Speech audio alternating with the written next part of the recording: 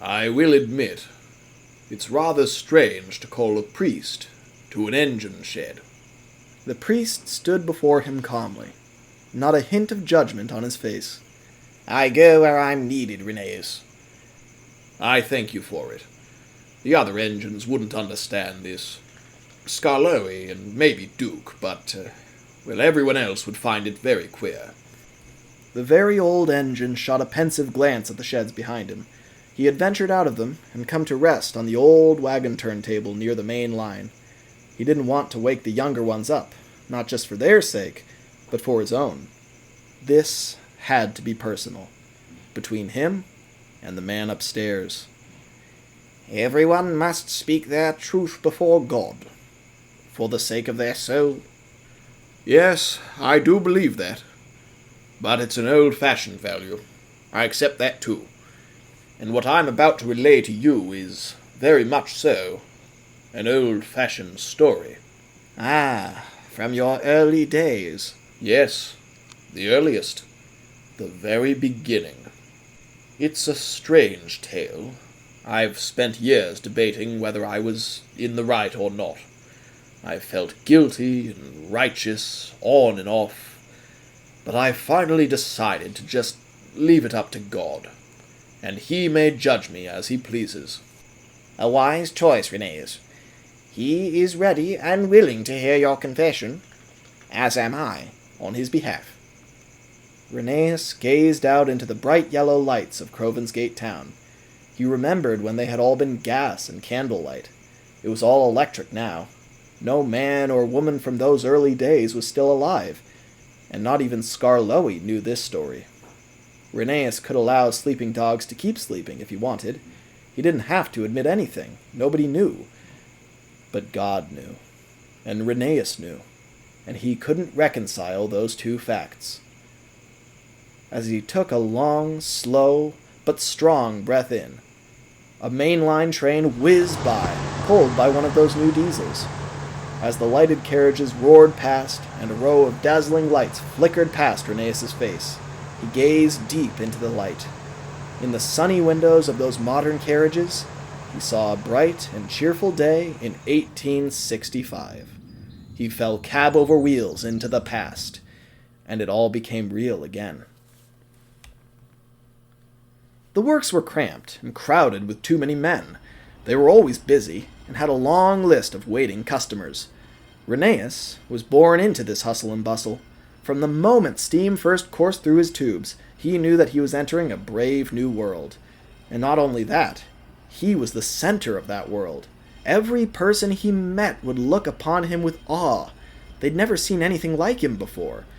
Well, nothing except the engine immediately to his left, of course. Skarloey was his brother. Well, that's what the men all called him, at least. Later on in the development of steam, they might have been better known as cousins or even shopmates.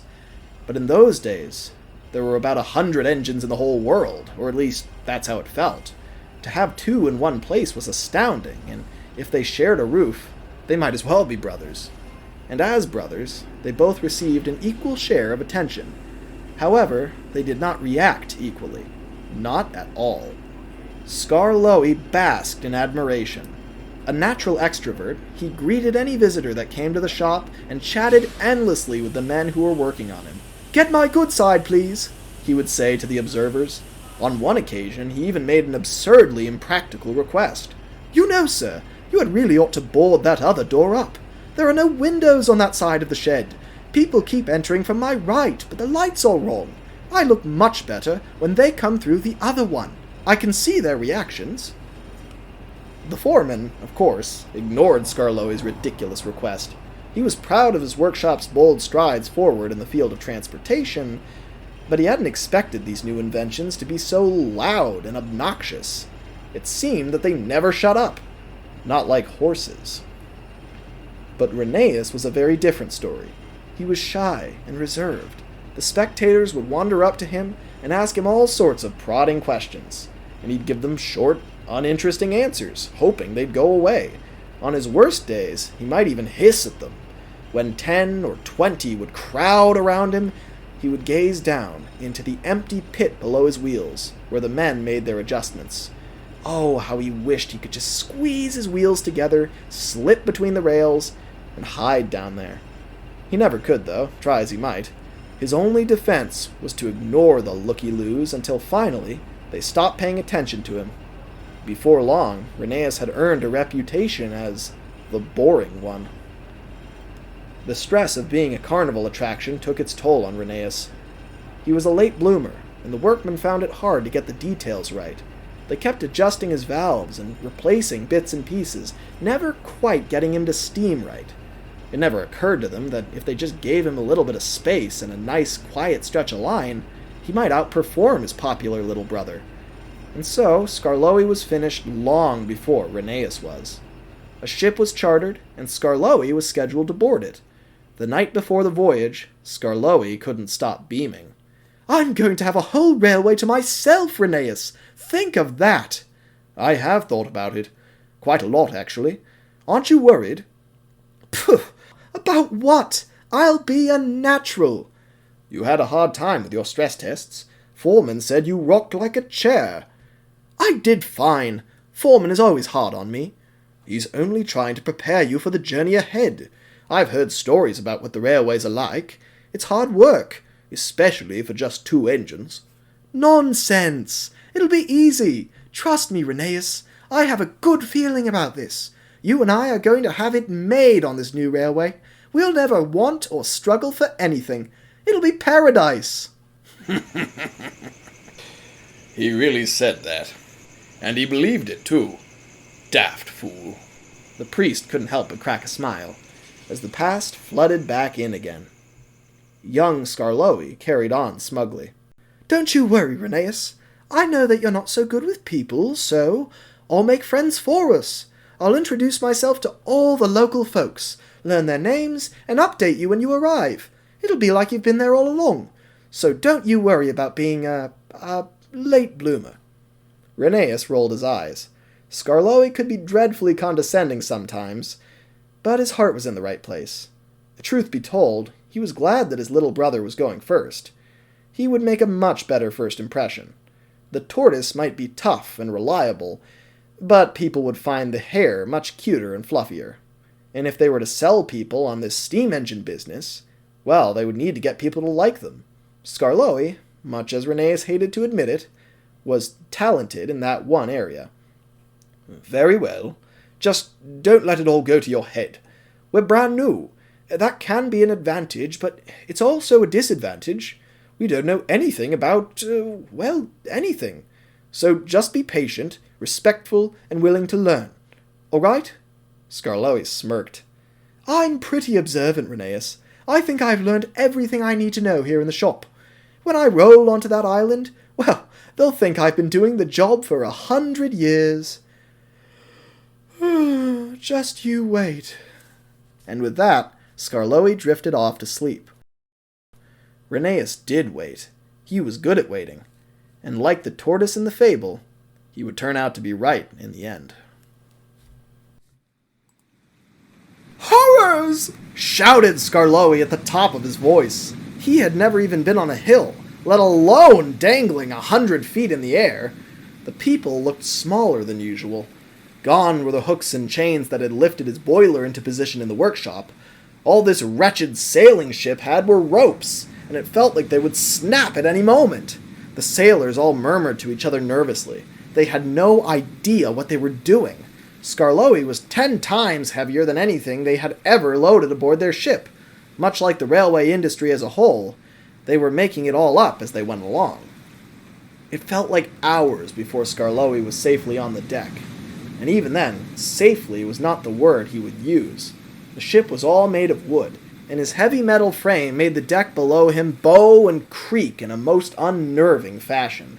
He could still see the workshop from up here, its tall smokestacks peeking out from the smoggy Whitehaven skyline. He imagined Rheneas in there, laughing at him, and he imagined right. His cries had really traveled that far. The voyage was better than the loading, but not by much.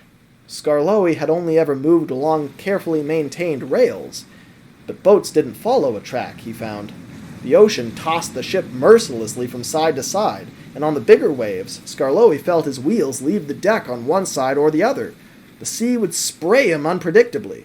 Needless to say, he was very cold and wet when the ship reached its port early next morning.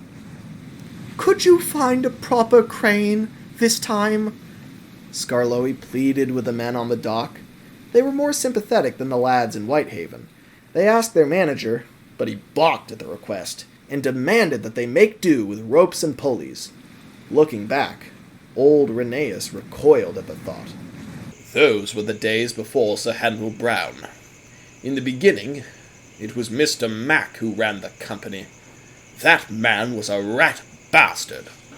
The priest gasped quietly. Rheneas' scowl lessened, and an apologetic expression replaced it. Forgive me, Father.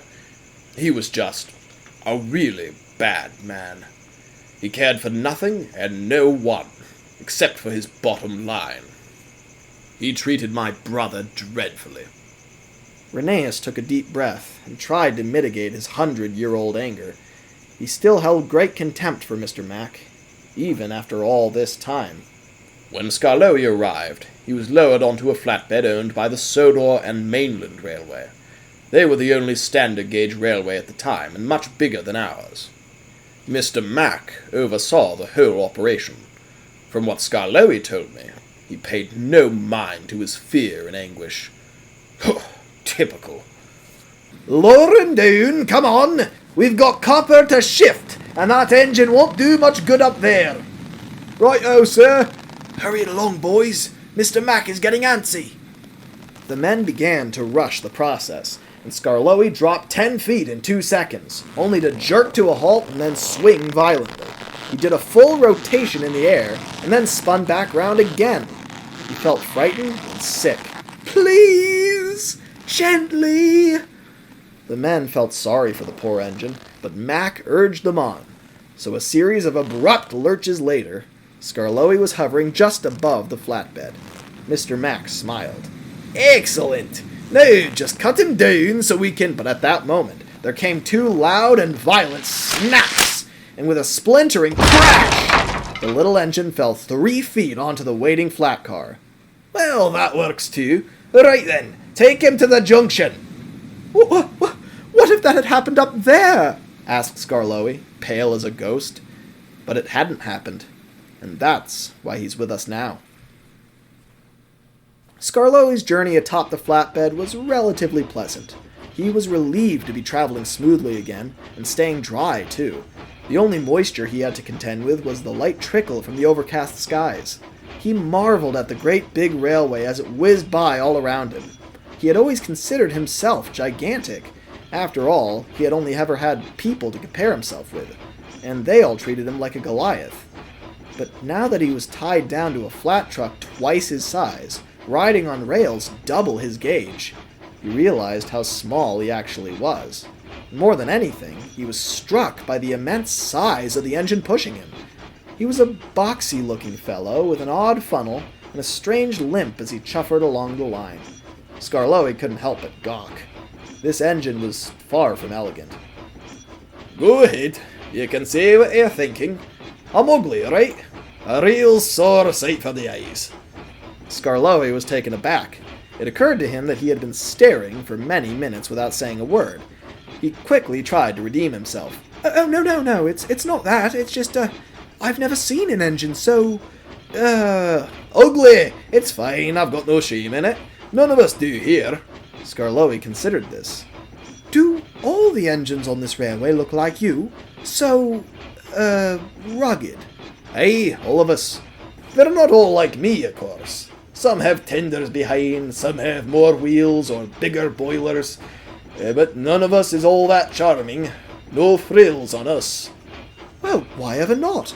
An engine must have frills," the little engine said effeminately. "They spent a good few weeks on my fine lining and brass fittings. I'm quite proud of it." "Yes, I can tell." The boxy engine grinned. Skarloey couldn't tell which part he was referring to, the polish or the pride. A throaty snicker interrupted him trying to work it out, though. "You're different, though. Not like us." "I am? Oh, yes. You're named after a place. The place that Mr. Mac wants people to visit and vacation at. I mean, I'm just some engine named Neil. But you're essentially a rolling advertisement. Skarloey took some small offense to that. He reconsidered his ornate gold linework and fittings now, pondering their real purpose. Then, he had a rather embarrassing question poke through his blast pipe. He was quiet for a while, like the timid child he was, and mulled over whether to risk looking silly and ask. There was no fooling Neil, though. Out with it now. You've got something on your mind, I can see it. It's just what does Skarloey mean, actually? Neil could have laughed in the little engine's face if he wanted to. It made him look quite daft, not knowing the meaning of his own name. But Neil didn't laugh. He smiled sweetly and explained softly. Skarloey is 2 words, really. Skar, which means woods, like the forest, and loy, which means lake. So, Skarloey is a wooded lake? Aye, very good. Up in the hills. Beautiful place, or so the posters tell me anyway. But it's hard to reach on foot. So, the only way is by engine then? Not the only way. There is one other option, but it's mangy and smelly. Smelly? Whatever could it be? Oh, you'll find out. Just do yourself a favour, and don't drag your couplings along the ground. You might find some unpleasant surprises between the rails. Skarloey had no clue what he meant, but he did know what his name meant now, and it was starting to dawn on him how important he was. Not every engine was so glamorous as him. He had already been attracting a crowd at Whitehaven. Now that he was on Sodor, he realized that that was his whole purpose. He took it to heart, and, unfortunately, it made him quite conceited. You see, he became a bit of a celebrity with the local people, and he did draw people to the top station. Skarloey would spend hours lollygagging at the lake, which he always referred to as his lake, and, in fact, he still does. But you must remember, this railway, mere months before, had been a mining company, and after Skarloey had established a presence with the passengers, it was time for him to begin his secondary task. Skarloey was asleep one morning. A new brick-built engine shed had just been made for him, and he was utilizing it to the fullest. He dreamt of the ever-pleasant passenger trains he'd be pulling when he woke up, trundling through the picturesque countryside. His vision was vivid and beautiful. Babbling brooks trickled by the line side, sheep baaed in the passing fields, birds twittered happily, and there was a loud, grotesque snort. Skarloey stirred uncomfortably and mumbled a little to the waking world as he tried to sink back into his sleep. He tried to return to the heavenly run he'd been experiencing, and he almost did, until a second, bigger snort disturbed his peace again. This time, he felt something wet and warm spray onto his face. It oozed slowly down to his running board. He spat and sputtered and gasped in disgust, and immediately darted his eyes open to find the source of the snorts and the slime. It was a horse. Who left their pack animal here? That would be me, my boy. And with a twirl of his cane and a flourish of his coattails, Mr. Max stepped out from behind the horse. And he wasn't the only thing back there. When Skarloey inspected closer, he realized that there was a rather sizable train of empty wagons hitched up to the animal's harness. He instantly got a bad feeling. This is Buttercup. He pulls the empty trains up to the quarry. You've seen the copper wagons, I expect? Yes, I've seen it loaded onto the big engine's trains, but it doesn't look like copper. It's not shiny enough. It hasn't been processed yet. It's got to get to the foundry first. And this old horse is an important link in the chain. Well, bully for him then, snarked Skarloey sarcastically. Mr. Mac was not amused. Not anymore. He's a very old horse, and he's outlived his usefulness to me. I need you to take over for him. The horse's head fell at this statement. almost as if he was ashamed to hear it. Skarloey couldn't help but sympathize. That is, until he processed those last few words. But me? Sir! Don't defy me, engine. If ye ever want to lay chain on those coaches of yours again, you will attach yourself to these trucks right now and take them up to the quarry you're named after, or I'll have your couplings unbolted and you'll never pull anything again. Skarloey's whole body grew warm with fury. His cheeks grew rosy. The words echoed around in his tall funnel. With a hushed, offended tone, he repeated a few of them, the few that had upset him the most. The quarry I'm named after?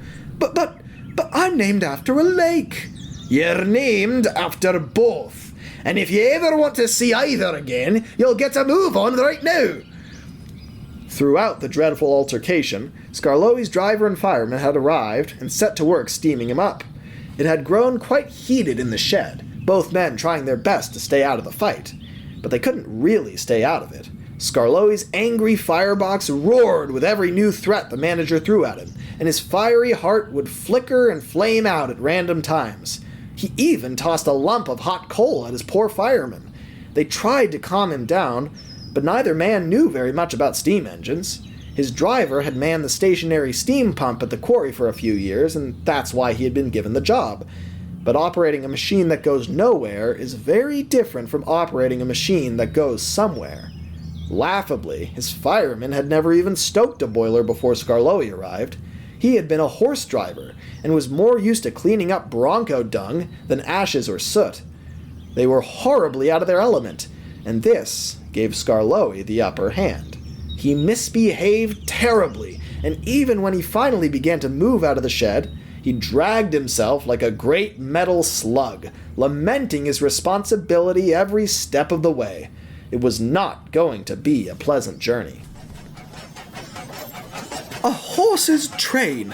Manager wants me to pull a horse's train. Is this some kind of a rude joke? The driver patted Skarloey's back head sympathetically, and then jerked his hand back when he felt the searing heat. I'm afraid not, Skarloey. This has always been part of the plan, bringing you here. I'm surprised no one told you sooner. Skarloey thought back to Rheneas in the workshop, and his warning about this job not being all sunshine and roses. But he didn't say anything. He only blushed. He wanted Rheneas to come soon, but he hoped to high heaven that the first thing his brother saw wouldn't be him treading over a big heap of... Ugh! Horse duty! Horse duty! The fireman repressed a snicker. It's harmless stuff, Skarloey, especially to a big strong engine like you. But it's icky! Oh, saints alive! I can feel it on my tires! Ew, ew, ew, ew, ew, ew, ew, ew! At this moment, Skarloey heard a scratchy, splintery chorus of laughter from behind him. It was the 10 wagons in his train. They banged and battered mirthfully from side to side, absolutely guffawing. Scared of a little horse poop, is he? City boy. He's never been out here before. Now, Skarloey had never spoken to a truck before. He never realized they made such a noise. But despite their teasing, it seemed that they meant no harm. They clattered happily behind him, not causing him an ounce of trouble. They were carrying no ill will toward the engine, and indeed, they weren't carrying anything else either. Light and airy, they coasted along behind him and followed his lead, but Skarloey wished they wouldn't.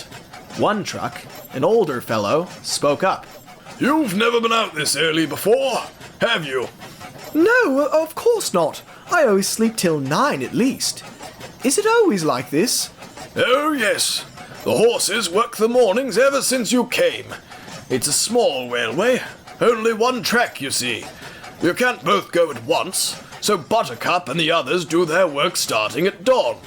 I assume that's when he left you that, present.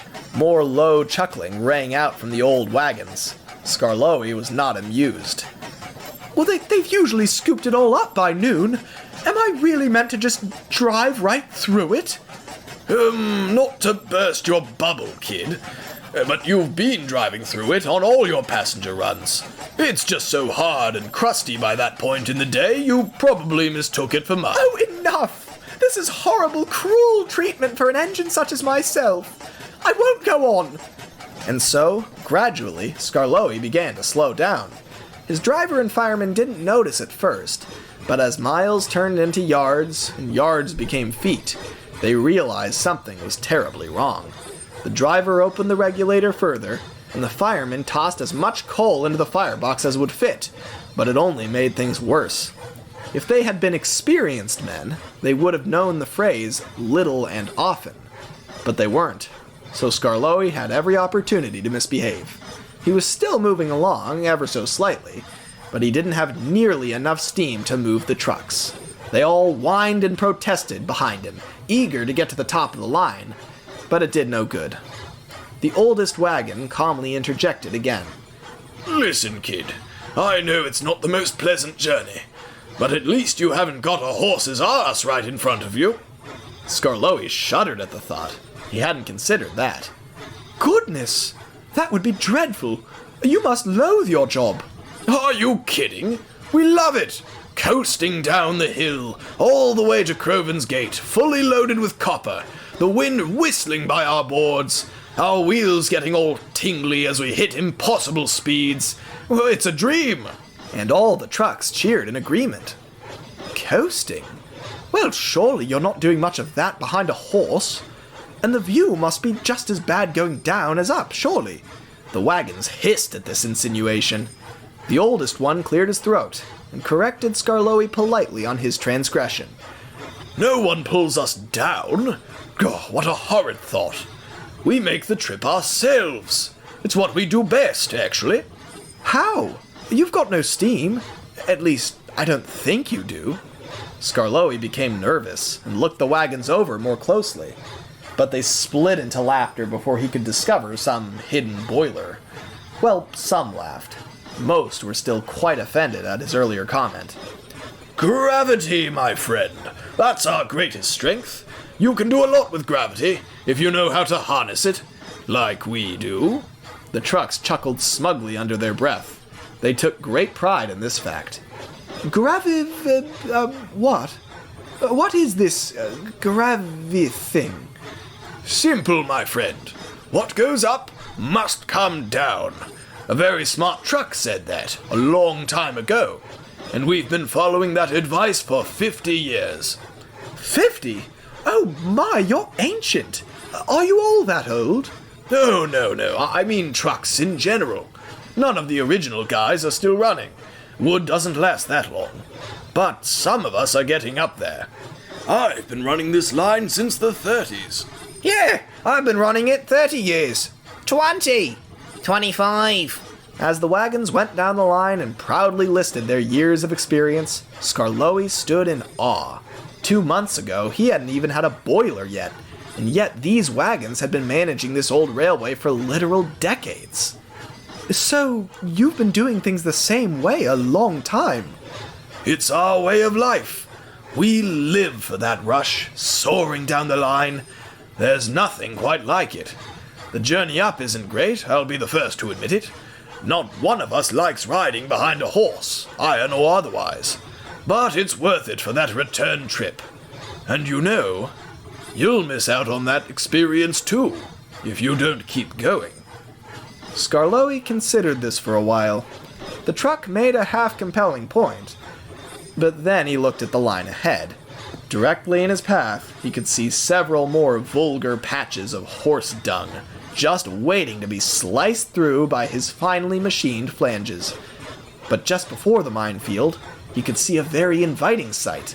A siding. A small one, overgrown and rusted, but it would save him from this nightmare. He made up his mind. I'm not going any further. I shall slink into that siding, and you trucks can deal with all that horse duty yourselves, seeing as you're so experienced.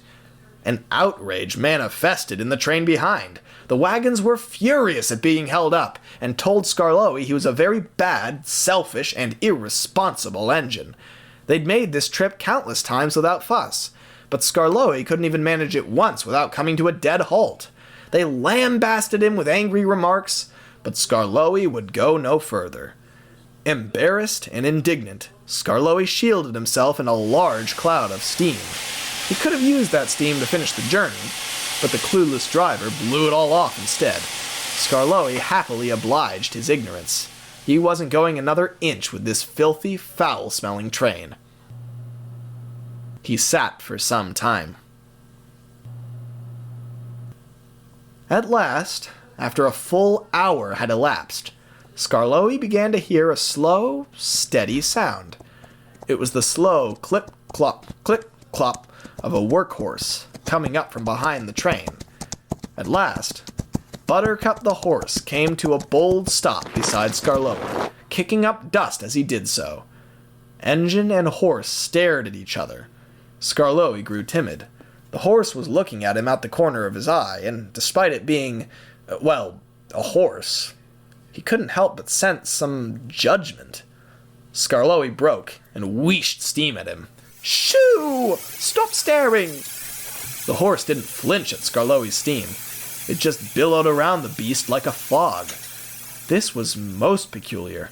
Skarloey had always heard that horses were easily startled. This one stood firm and just glared down at him coldly. Then, Skarloey realized why the animal had come. Are you here to take my train on? The horse just kept glaring. Skarloey blinked. The horse did not. This went on for several agonizing minutes.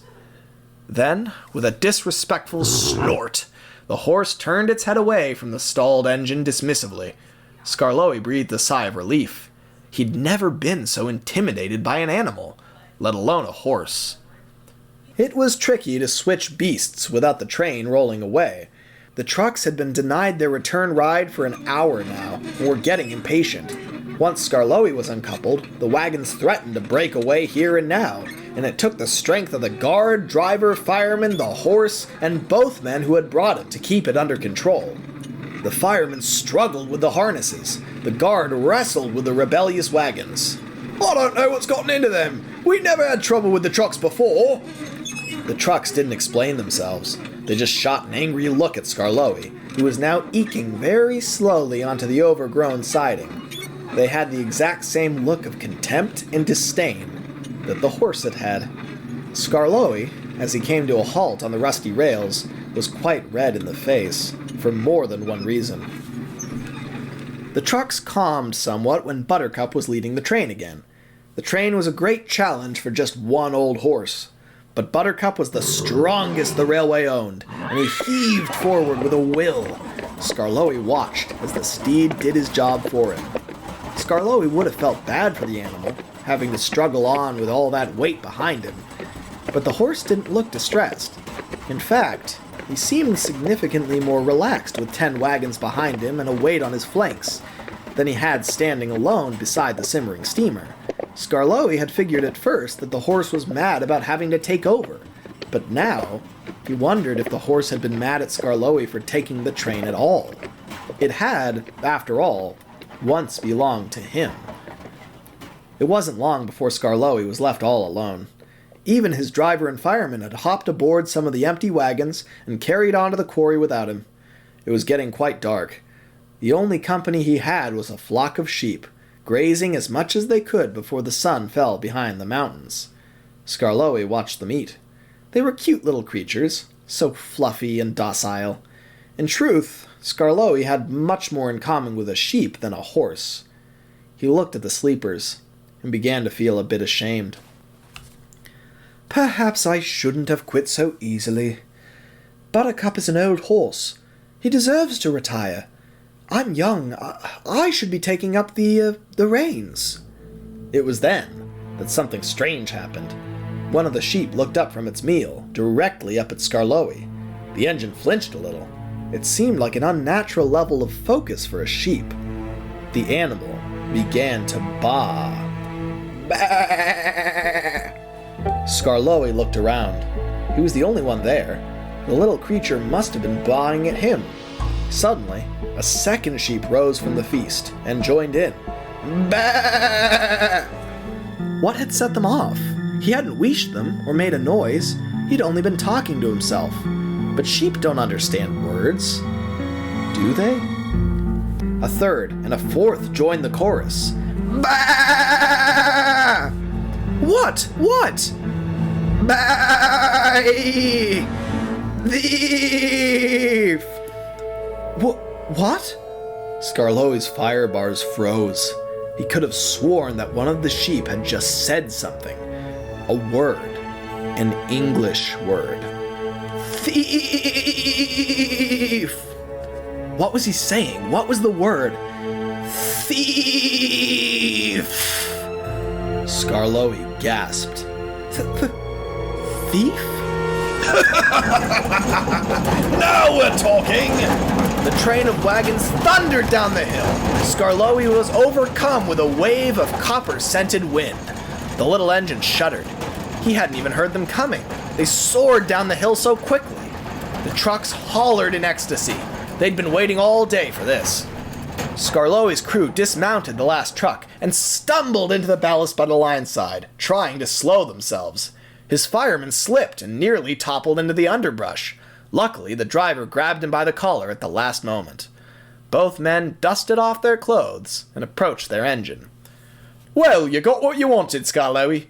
Are you happy? Skarloey said nothing. He didn't know how to feel. The sheep had all gone to bed now. They looked as though they'd been asleep for hours. But their word was alive and well in the little engine's mind. His crew attempted to start him up again. They had better luck this time. They built steam relatively quickly, and Skarloey began to creep out of the little siding. The fireman leapt out and went to throw the switch. But when he tried, the lever didn't move an inch. Uh-oh, rusted shut. Skarloey frowned miserably. Pull harder! I can't stay in this siding all night! The fireman did pull harder, and when it still didn't move, the driver joined in too. But the combined strength of both men still had no effect. The points were frozen in position, and there was nothing they could do about it. Skarloey was very upset. Oh dear! Now I'll have to stay right here and do nothing! Isn't that what you wanted? An angry voice called out from up the line. It was quite dark now, and neither Skarloey nor his crew could see much, but the heavy footsteps of Mr. Mac's personal horse, Pepperdine, were easily discernible through the fog and darkness. At last, the horse came to a stop by the crippled switch, and the manager leapt crossly down from the saddle. It's one mishap after another with you, Skarloey. I was on my way to make arrangements at the quarry, and here I find you, lounging about on the line side, as if refusing your train earlier wasn't bad enough. I'm sorry, sir. No, you're not. Not yet, you're not. The driver stepped toward the manager, cautiously. Please, sir, help us with the lever. The points are jammed. Skarloey's stuck in the siding, and we must get him out. Mr. Mac just stood critically over the man, his arms folded. He was an incredibly tall man, and his stovepipe hat only made him appear greater. He looked the driver up and down, then the switch. He shook his head. Why bother? This engine is useless anyway. Skarloey's heart was broken. Mr. Mac was not the least bit apologetic either. We will leave him in this siding until we absolutely need him. For now, I will be glad to have him out of my hair. Sir, please. It's dark and scary out here. What if it rains? Then, my foolish engine, you will rust like the points that have trapped you. Skarloey's lip quivered helplessly. Mr. Mac walked slowly around to the front of the engine and gazed coldly down at his sad face. He spoke plainly. Rheneas will be arriving at Kirkronan Harbour tomorrow morning. When he does, he will do your work. We will see if he is a lazy engine like his brother or not. He left without another word. Poor Skarloey. He whimpered all night long. In the end, the manager left him there for several weeks. I felt bad, but it did serve him right. He had severely misjudged the responsibility he had, that we both had. I would soon find out what it entailed. The priest pondered. So, you ran the line all alone then? At first, yes. Skarloey was in that siding for some time. I had my run of the line and was all alone. Because of this, I experienced things that Skarloey never did. And what sort of things? Rheneas didn't answer. He just stared off into the past for a few moments, a haunted look coming over his face. We'll get there. We'll get there. Rheneas had handled the voyage much better than Skarloey. The seas had still been rough, but he'd simply shut his eyes and waited for the shore to come. After all, if the wind and rain had yanked him off the boat, there wasn't much he could do about it. He only opened his eyes when a yellow light flashed so brightly he could see it through his closed lids. It flashed again and again, every few seconds. He opened his eyes to see it last. It was a great big brick lighthouse on the edge of Kirk Ronan town, planted firmly on the jagged, rocky shore. He had made it. They docked the ship quickly, and Rheneas was offloaded. He fared far better on the pulleys than his brother had. After all, Skarloey had always been a little top-heavy. Rheneas had a lower center of gravity, so he was much more likely to land on his feet, as it were. They brought him down on the flatbed, and after that, it wasn't long before Rheneas had been taken up the line and lowered onto Skarloey rails. He was immediately sent to the top station. On the way, a rather embarrassing reunion took place. "Well, well, well," tutted Rheneas, as he pulled up beside his stranded brother. "1 month on Sodor, and you've already been put in the corner. Honestly, Skarloey." "Rheneas! Oh, I wish you had come a bit later. Or earlier. But for you to see me like this." "I've seen you with no funnel and your bunker on backwards. You haven't got to worry about impressing me." Skarloey smiled meagerly at that. There was something comforting about having Rheneas here. Skarloey had been surrounded by strangers for weeks now, trying to make a good impression. But Rheneas already knew him quite well. He had nothing to hide, and despite his tutting, Rheneas was not all that surprised. "I'm great on passengers. You should have seen me. The people adore me. Farmer Franklin and Reverend Stanley and Mrs. Last. Oh, Mrs. Last. Do you think I'll ever see them again?"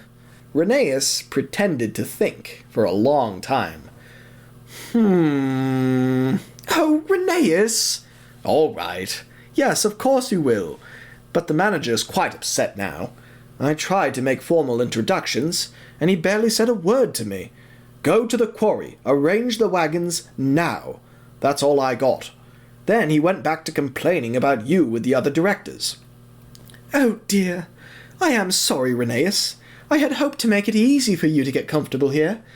But now you've got more to prove than ever." "It's fine. I can manage for the time being. Just think about what you did, and be ready and willing to work whenever they let you out of here." Skarloey agreed, and Rheneas carried on to the quarry, giving his brother a supportive toot-toot on his way out. Skarloey had no steam to reply. He just smiled sadly, and then went back to reconsidering his actions. He was going to be in that siding for a while still, which meant Rheneas would now have his turn as the only engine on the line. Little did he know, it would be one of the most harrowing experiences of his long life. The quarry was dull and damp. It seemed to extend in many different directions. There were a dozen little crevices and mines and blind corners, with points leading straight into them. Rheneas couldn't see all the track at once, and for all he knew, this quarry continued into the hills for miles. In truth, it did. The foreman strutted up to Rheneas sternly. He looked apprehensive, even before a single word was spoken. "Hello, engine. We require you to rearrange the wagons in this yard and get them ready for the journey down. Trucks can reach the junction by gravity, but they cannot marshal themselves." "Yes, sir. I'd be more We don't want any excuses here. You must move these wagons by order of the controller. If you find this work to be below you, or altogether unpleasant, well, that's tough. You are obligated to." Sir, I'd be more than happy The other to... engine has cost us a great deal of time and money. We are going to be keeping a close eye on you. Understood? Rheneas stopped speaking. He couldn't get a word in edgewise with this man. The controller had been similar. He was irritated, but had more than enough patience to handle the situation. Yes, sir. I'm more than happy to move these wagons for you, sir. The foreman softened a little. His tense shoulders fell slightly, as if he were just beginning to process everything Rheneas had tried to tell him over the past minute. He shook his head and began to walk away. Very good. First train goes down at 7. It must be ready by then. But then the foreman halted for a moment. He didn't spin back round. He just said, Oh, and you won't be working alone. Watch out for Buttercup. Rheneas rose an eyebrow to this. The foreman left without further elaboration, and the young steam engine was left to ponder who Buttercup could be. Still, he supposed he should be grateful for the help. He set to work. The wagons were like nothing Rheneas had ever seen in Whitehaven. Those had all been fastened together with chains, like the ones mounted on either side of Rheneas's chassis. But these trucks had strange wooden locking mechanisms. The local men would have known how to work these trucks, but funnily enough, Rheneas had the opposite problem to his brother. His driver and fireman from the workshop had come with him aboard the boat, as it had begun to dawn on Mr. Mac that he needed experienced people to man these iron beasts. But they knew nothing of these strange, primitive wagons and their couplings. The driver tried wrapping the chain around the wooden dowel, and even tying a knot of sorts, but nothing worked. What a peculiar system. I must not be compatible, thought Rheneas, who was beginning to feel worried. Now he would look like a slacker engine. The wagon chimed in, trying to explain. You've got to have a special saddle with loops on either side. Rheneas puzzled over this. Well, my brother has a saddle, but he's stuck in a siding now. Besides, his saddle is full of water. I don't see how that would help. No, that's not what I meant. It was hopeless, as if the two vehicles were speaking totally different languages. The quiet disagreement erupted into full-blown argument.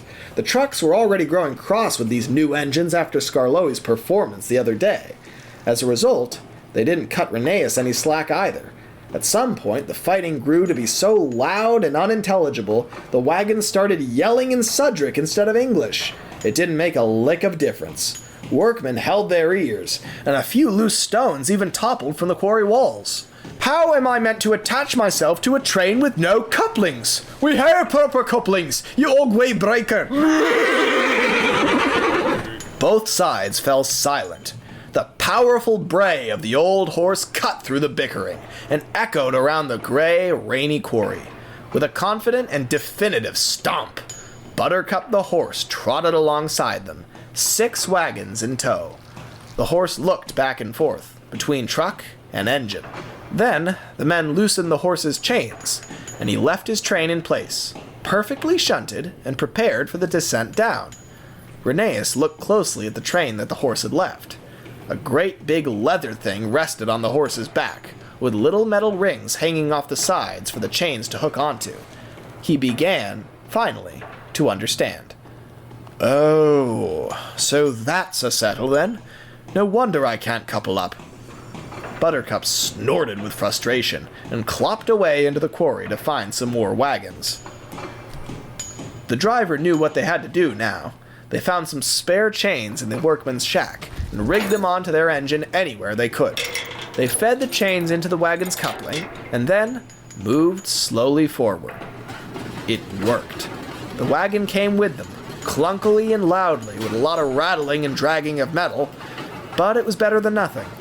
Eventually, something would have to be done about these couplings, but for now, Rheneas had means of pulling his trucks. And all thanks to that old horse. Rheneas made short work of the quarry after this. He pushed and pulled trucks into position, making long lines of 10 or 12 wagons, leaving them at the quarry mouth to coast down the railway and stop at the junction. The trucks warmed to Rheneas, but things were still tense. They were used to slow, dignified horses. Rheneas tried to be careful, but he was still loud and rough. The wagons would whisper things behind his back.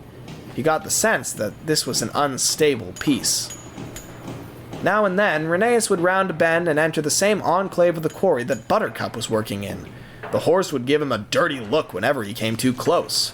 Rheneas learned to avoid Buttercup's wagons and find his own. To Rheneas, the horse was just a little squishy animal. But for a horse, Buttercup was enormous and strong. Big, muscular, and coated in a thick, scruffy black hair, with a fierce silver mane and a weathered gray snout. He was even fiercer with his saddle and all his gear clanking along with him. Rheneas thought he'd better stay away. He did so, until there were no more trucks. Every wagon that Rheneas could find had been shunted, and so he went deeper into the quarry, looking for more. He moved slowly. The blind curves made it hard to know if anything, or anyone, was on the line ahead.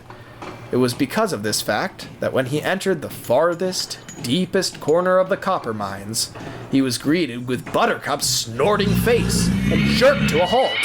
There was the horse, barring his way, with a staggering number of trucks behind him. There were 3 lines, and there must have been 15 wagons on each of them, just waiting to be claimed. He knew there had to be more.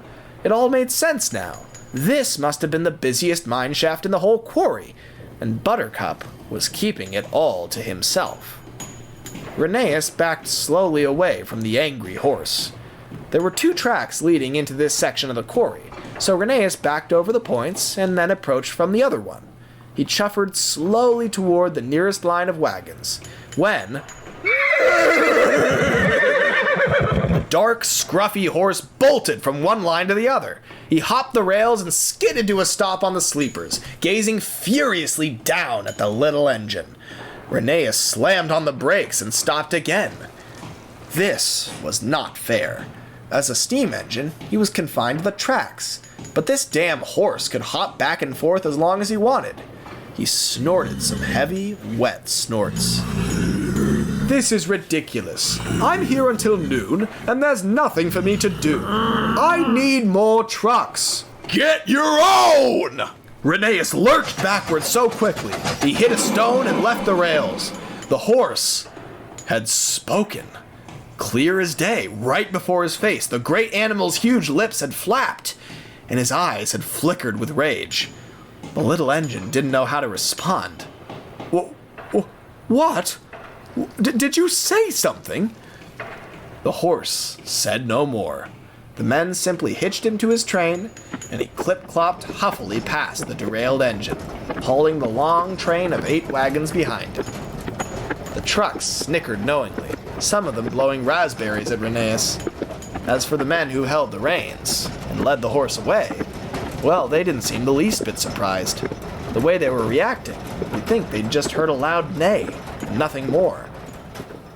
Rheneas was left alone in the quarry, just as stranded as his brother. The men didn't have the tools they needed to re-rail him.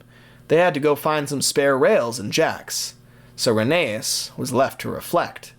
While they were gone, the rain came, and the little engine was drenched. His brilliant red paint, which had only just been applied, glistened brightly, even under the dark sky. Rheneas had been cold on the boat, but it had been nothing compared to this fierce chill. And he wasn't only shaking from the weather. He thought he could hear the distant stomping of horseshoes on ballast. By the time Rheneas had been re-railed, the shunting had all been done for him by Buttercup and the other horses. His time in the quarry was up. He was expected at the station now. The second his wheels felt the rails again, he hurried to his next job. He prayed that Mr. Mack wouldn't find out about this embarrassing mishap. Luckily, he arrived back at the junction just in time and collected his coaches. He saw Mr. Mack on the platform. He didn't look angry, well, not any more so than usual. Rheneas escaped with his passenger train without even a stern sentence from the manager. The train clattered out of the platform and wheeshed under the cobblestone bridge that marked the exit of Crovan's Gate Yard. A little white pony was crossing with a carriage overhead. Rheneas was careful not to blast the creature with steam. In truth, he was trying to slip by it unnoticed. As the young red engine crept through the countryside, he spotted some pigs rolling in a muddy field. Further on, a few sheep by the side of the line grazing. Rheneas felt very uneasy in nature all of a sudden. It made sense. He had only ever known the congested city, and all this open country and greenery was new to him. But that wasn't it. He didn't mind the rolling hills and distant mountains. It was the animals. His whole perspective had shifted. He dreaded his next encounter with a horse. Most of all, that horse. Hurry up, boy! You're going to make us all late! Rheneas was shaken from his thoughts. The voice had come from the lead carriage, and she was right. Rheneas was almost crawling down the line.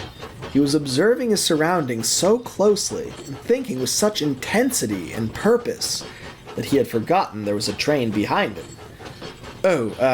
Terribly sorry. I was thinking. Well, do less of it. We've got a job to do.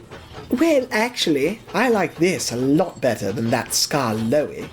Oh, yes. He's so bouncy. Far too quick. I've been able to take a look at the scenery at last. Did you know that we had a river by this line? No, I should be going faster. Perhaps not that fast, but even so. Rheneas tried to speed up, but then he went too fast and the coaches rocked and rattled. The carriages complained, but so did the people. Rheneas found it very difficult to find a happy medium.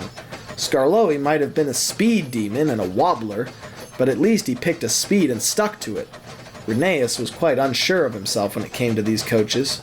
He hadn't been working very long, but he found that he preferred goods to passengers. He was good at powering through and getting the job done. Coaches required more finesse, and he had to be much more mindful. This meant that he couldn't think about other things, and had to put all his focus into the train. Though perhaps that was better. Perhaps he should try and forget his hard experience earlier that day. Rheneas pulled into Krasny station for a drink. The station didn't have what we would call a water tower. Instead, it was a large wooden tank, raised off the ground so that it could trickle down into a long trough. This was for the horses. Rheneas hesitated to take their water, but the station master insisted that it was all right. So Rheneas' fireman plunged the clumsy, improvised pipe into his tank, and the water began to flow. Rheneas relaxed a little, and began to settle into the rails.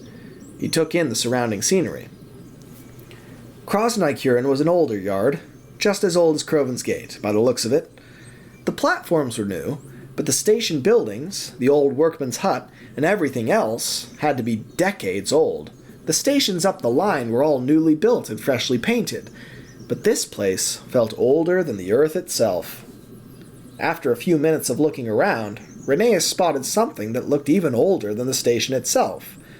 A pair of dirty, old rails, beaten so far into the ground he was amazed that anything could run on them. He followed them with his eyes as they trailed off into the barren fall countryside and into the hills. To his amazement, he could see some enormous shapes in the distance. 5 man-made structures, tall enough to peer over the hill and cast their stark silhouettes against the sky. They're Inclines. Rheneas looked to the source of the voice. The station master had walked to the edge of the platform and was gazing out alongside the little engine. He seemed somewhat admiring of the structures. Inclines? Well, if you don't mind me asking, what are inclines? They're very short railways that use gravity to bring ore down from the hills.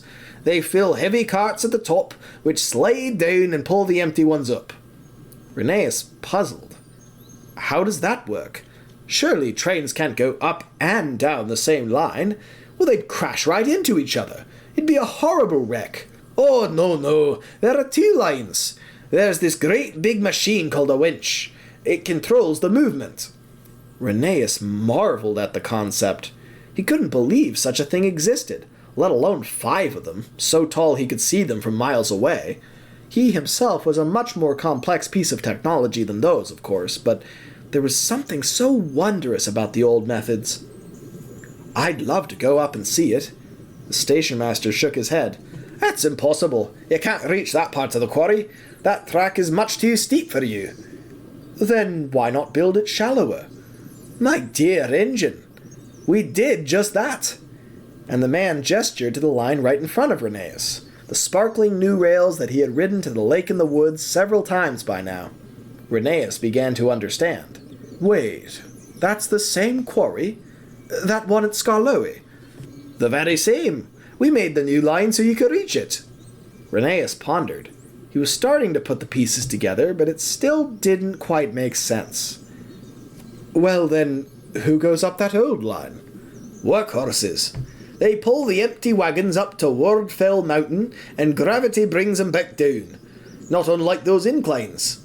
But you're much better for the job. You can pull more and go faster, even if the route is longer. At last, everything fell into place. Workhorses. Rheneas's eyes rolled back and forth between the outdated, beaten-down, overgrown plateway and the gleaming new rails that spanned off into the countryside. He wasn't here to work alongside these horses. I'm here to replace them. Aren't I? Well, yes, I suppose.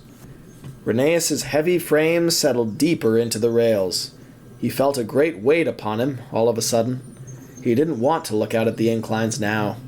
It felt as though they were watching him, and they didn't like what they saw. Soon, it was time for Rheneas to go. He did so gladly. Rheneas clattered carefully up the line, trying to keep the passengers in mind. He maintained a steady but speedy pace as he climbed the shallow grade up into the mountains of Sodor. He whooshed through a long tunnel. The walls were tight, his bunker nearly scraped the sides, and he could almost feel the tip of his funnel skimming the roof.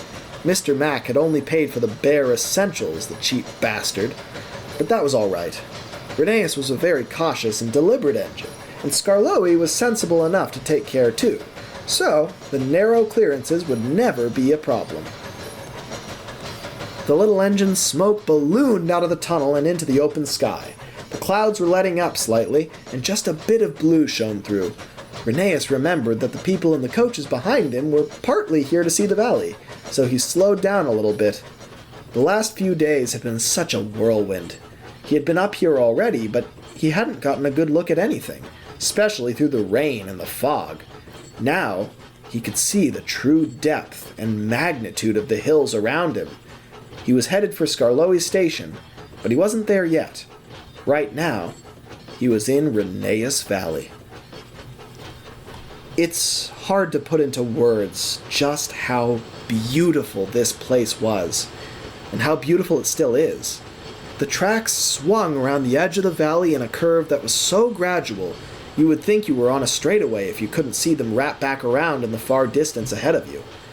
Look down into the valley, and the hikers and fishermen would look like ants. 50 years later, people would come to compare the sensation to looking down from a skyscraper. But back then, the only way to experience such a thing was to travel around the Rheneas Ridge and gaze down into the enormous natural bowl of land. A river snaked serenely through the center of it all and trickled out of the mountains. It would eventually meet up with the railway further south, and the two would race each other to the sea. Rheneas, the locomotive, felt as though he were soaring through the clouds, gazing down on this breathtaking green hillscape that seemed to go on forever. But that was just looking down. Looking up, he was quick to be humbled and further astounded. The line rode high above the valley, but it only traced along the foot of the gigantic mountains above it. Great cliffs grew out of the ground at a stunning and harsh angle. Between the sharp drop and the impossible rise, there was only a very slim ridge around the whole landscape, just wide enough for a railway line to ride along. It was as if God had reserved a place for the Skarloey Railway millions of years ago while the land was still shifting. He had kept this little stone balcony in place, stable and level, so the little trains and their people could bear witness to the majesty of his creation. Rheneas did bear witness, and he was at a loss for words. Words that he wouldn't be able to find until 150 years later, in the presence of a priest. But that wasn't all. As Rheneas skated along the mountainous gray cliffs, presiding over the cavernous green valley, he began to feel mist breezing past his boiler. A cool moisture floating through the air and growing thicker and fresher as he moved toward the source. He began to hear a thunderous, low-volume roar. It reminded him of the new ships being launched from the docks in Whitehaven, the impossibly huge rumbling of many tons of wood as they displaced just as much ocean water. But this noise was even bigger than that. As the cliffs began to taper in and the great rock wall began to open up, Rheneas discovered what it was. A waterfall. The biggest and most spectacular waterfall the little engine had ever seen. Now that might not have said much. He'd only been alive so long and he hadn't seen much. But his driver and firemen, too, were gazing up into the heavens, awestruck. They had no roof above them, as Rheneas had no cab, and thus they were treated to the perfect view. The people in the coaches, ironically, were less fortunate. They tumbled over each other in the coaches to get a good look. This was, indeed, one of the greatest falls that these people had ever observed. As Rheneas grew closer to the falls, he found that the grassy cliffs that supported his tracks were falling away. The tracks seemed to carry on alone, floating over the valley and the river below for a clear mile. Rheneas was startled for a moment, until he rolled over the floating line and found that it was even sturdier than the tracks that ran through the countryside. In the sparkling reflection of the river down below him, he could see what he was riding on. An outstandingly tall, slim, curved viaduct with what looked like 100 stupendous brick arches. Again, Rheneas found himself marveling at the achievements of man. He may have been a steam-powered miracle, but he couldn't help but feel that he was standing on the shoulders of a great brick giant. Rheneas rode directly through the mist. It was thicker than ever, blowing in great wet tufts out from the falls and through the air, showering the mighty viaduct. Rheneas closed his eyes just for a moment and relaxed, giving in to nature's embrace. The railway had been built to reach Skarloey, a spa town with lovely mountain springs. Rheneas could see the appeal now. He felt like he was in a spa. The coaches chirped and chittered behind him, soaking in the serenity of it all. The entire train was in total bliss. And then, it stopped. The mist vanished. You could still see it up ahead and behind, but in this one little stretch, only a few yards long, there was no mist at all. Upon looking up at the waterfall again, Rheneas realized why. High above him was an enormous, jagged rock, sticking boldly out of the top of the falls. The waters of the river above flooded past on either side of it, cascading down the cliffs in two thick but distinctive streams. Somewhere down below they must have reconverged and began filtering into the river again, but Rheneas couldn't see down there. So the waterfall was cut in two, like a ripped and yet utterly beautiful ribbon. Rheneas plunged into the mist again, and the bliss returned, all the way until the end of the viaduct, and on the other side. The hills returned, and Rheneas's wheels stumbled down onto the bumpy, squishy rails again, with nothing but soft grass and ballast beneath him. He sighed, as they left the waterfall behind. The station came soon afterward, a tiny little stone building with a very short platform. There was hardly room enough for track on this ridge, let alone a station. The builders hadn't put much effort into the structure. They'd probably gotten tired after crafting that work of art that spanned the gulch. But more likely, they realized that it wasn't necessary to make the station beautiful. The falls spoke for themselves. As Rheneas came to a stop at the little platform, the station sign came into view. It read, in ornate font, Rheneas. The little engine's tank dropped even further into his frames. It dawned on him, for the first time, that this was the place he was named after. Indescribable beauty, and he was made to be synonymous with it. He was at once deeply honored. And yet, he couldn't help but consider the ramifications. He had not been the first to call this valley his home. As the people shuffled calmly onto the platform, a look of true peace on their faces, Rheneas gazed down into the valley below. He saw two workhorses trotting along beside the stream. Horses had all sorts of names. He wondered if any of them had ever been known as Rheneas. Rheneas arrived shortly at Skarloey. This was a breathtaking place in its own right, but it didn't stir the same emotions in him for whatever reason. The lake was a deep blue, peaceful and ever-stretching. It had the most brilliant reflections in it. You got the sense that it showed you your true self as you looked into its rolling waters, that it revealed you, down to your core, but in a way that was gracious and non-judgmental. The falls were so direct and forceful. They held you in their misty grasp, protecting and caressing you for as long as you were in their care, but they were bold and overbearing, too.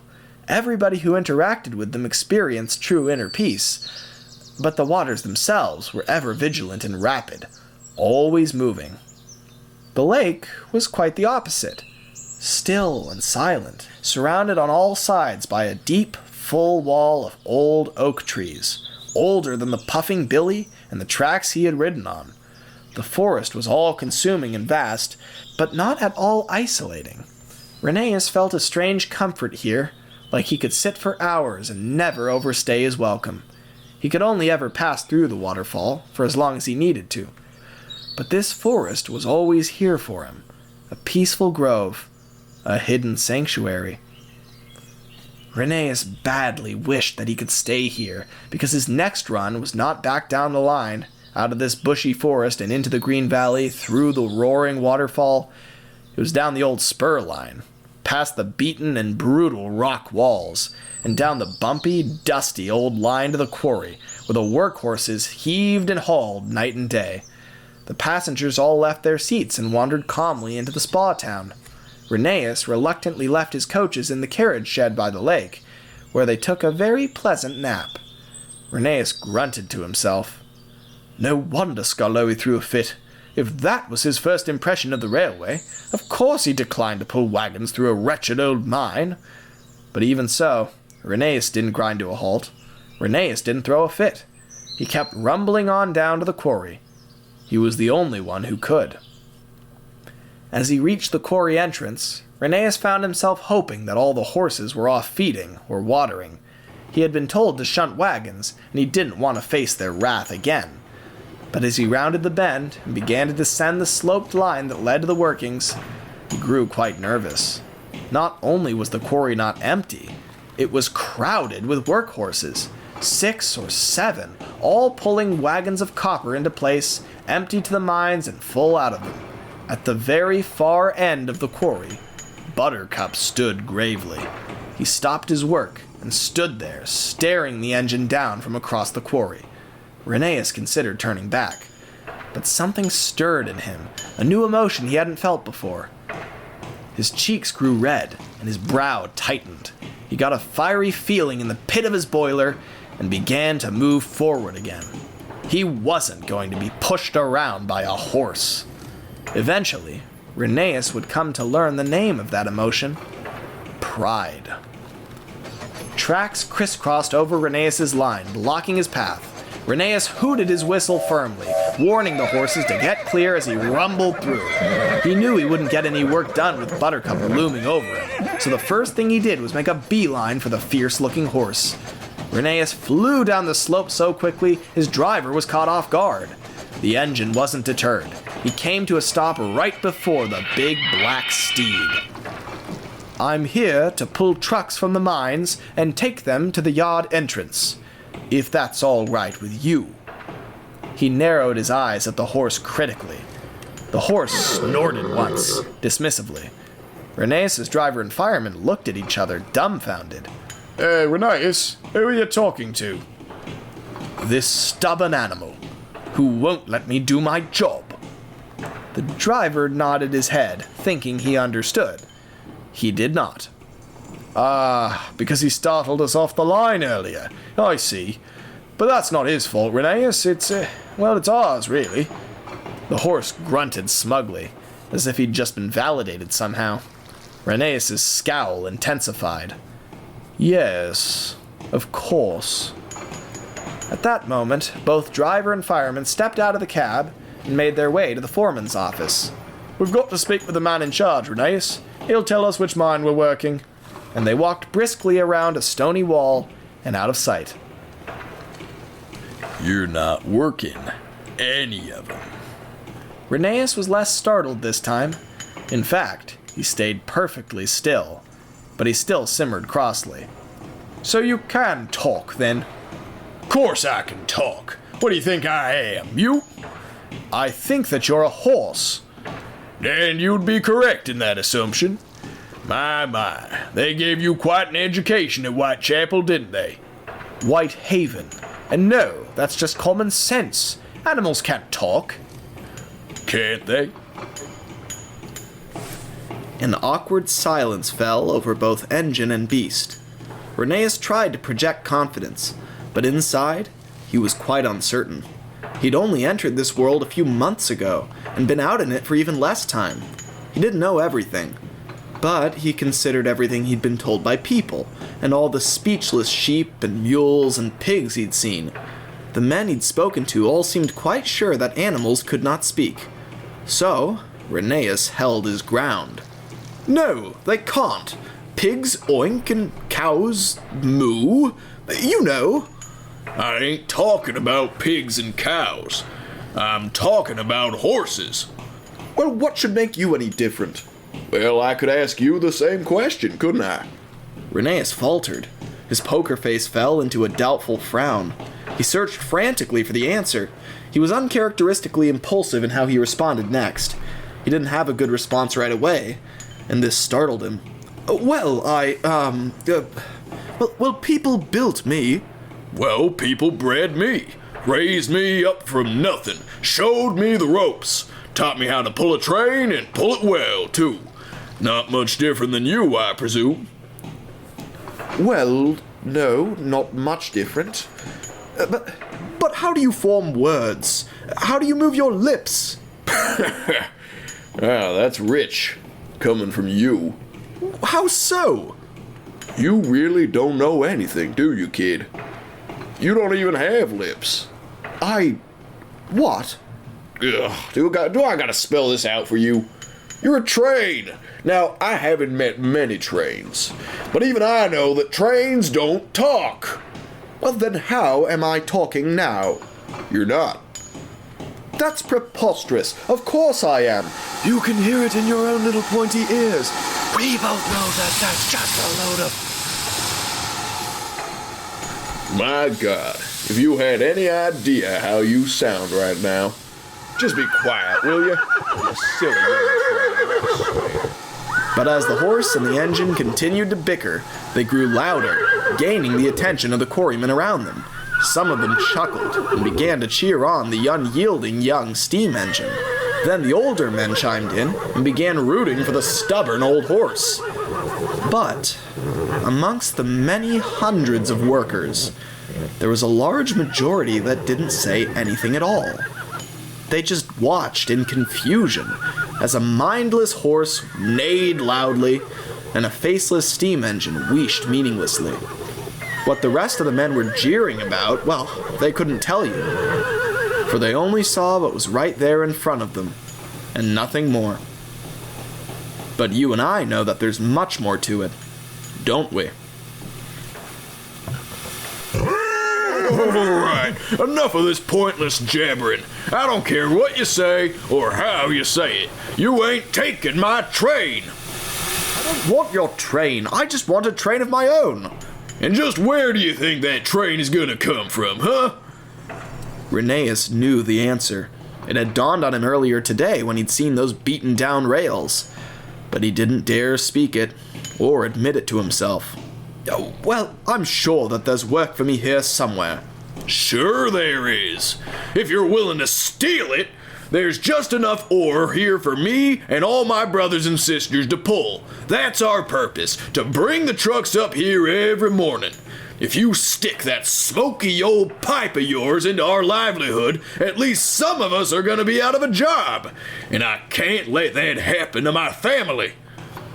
Rheneas couldn't help but sympathize with this. He thought of his own family, cold and alone on that siding. But then he realized, when Skarloey was finally let out, he would need work too. Well, I'm here, whether you like it or not. Now, we can either try and work together or not. Working together ain't an option, Steam Train. You're a threat to our way of life. And the best way to deal with threats is to crush 'em under your hooves early.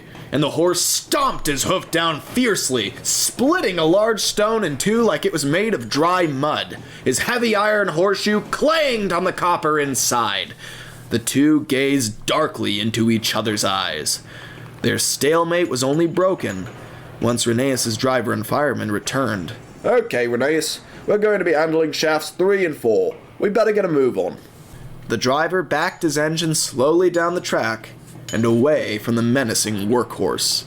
Rheneas kept his eyes on the beast for some time before finally breaking eye contact. Mines 3 and 4, naturally, were right beside each other, shabby wooden frames forced into the rock, supporting the unstable earth above. Down in the black depths, the sound of many dozen pickaxes rang out. The opening was small, so small that Rheneas couldn't have fit inside, even without his tall funnel and his big, bulbous dome. It was just big enough for people and wagons. And, of course, one more big, lumbering creature, with a loud whinny that echoed through the mine and shook the ore from the walls. A scrappy brown horse trotted out of the depths, hauling a heavy wagon loaded to the top with copper. The horse nearly stopped in his hooves when he saw Rheneas. It seemed to immediately dawn on him what the engine's presence meant. Rheneas wondered whether horses talked to each other, too. Had Buttercup warned the other horses about him? The horse erupted into hysterics. He flung his upper body into the air, balancing on his hind legs and kicking his forelegs in the air with a fearful swiftness. Most quarrymen stumbled back and ran, while a brave few approached the kicking animal, reaching for the reins and trying to get him under control. Whoa, Spitfire! Easy, boy! It was no use. The horse was uncontrollable. He would have lurched right at Rheneas, if not for the heavy wagon, who was trying desperately to hold him back. Rheneas was immensely grateful for that wagon. At last, the horse bellowed something more than just an enraged neigh. Goddamn thief! You can't take my work! You can't take my life! The men stumbled back even further, struck by the horse's display of rage. At this point, Rheneas wasn't sure whether the men had really heard the horse speak those words. But it really didn't matter. The stomping and snorting spoke volumes.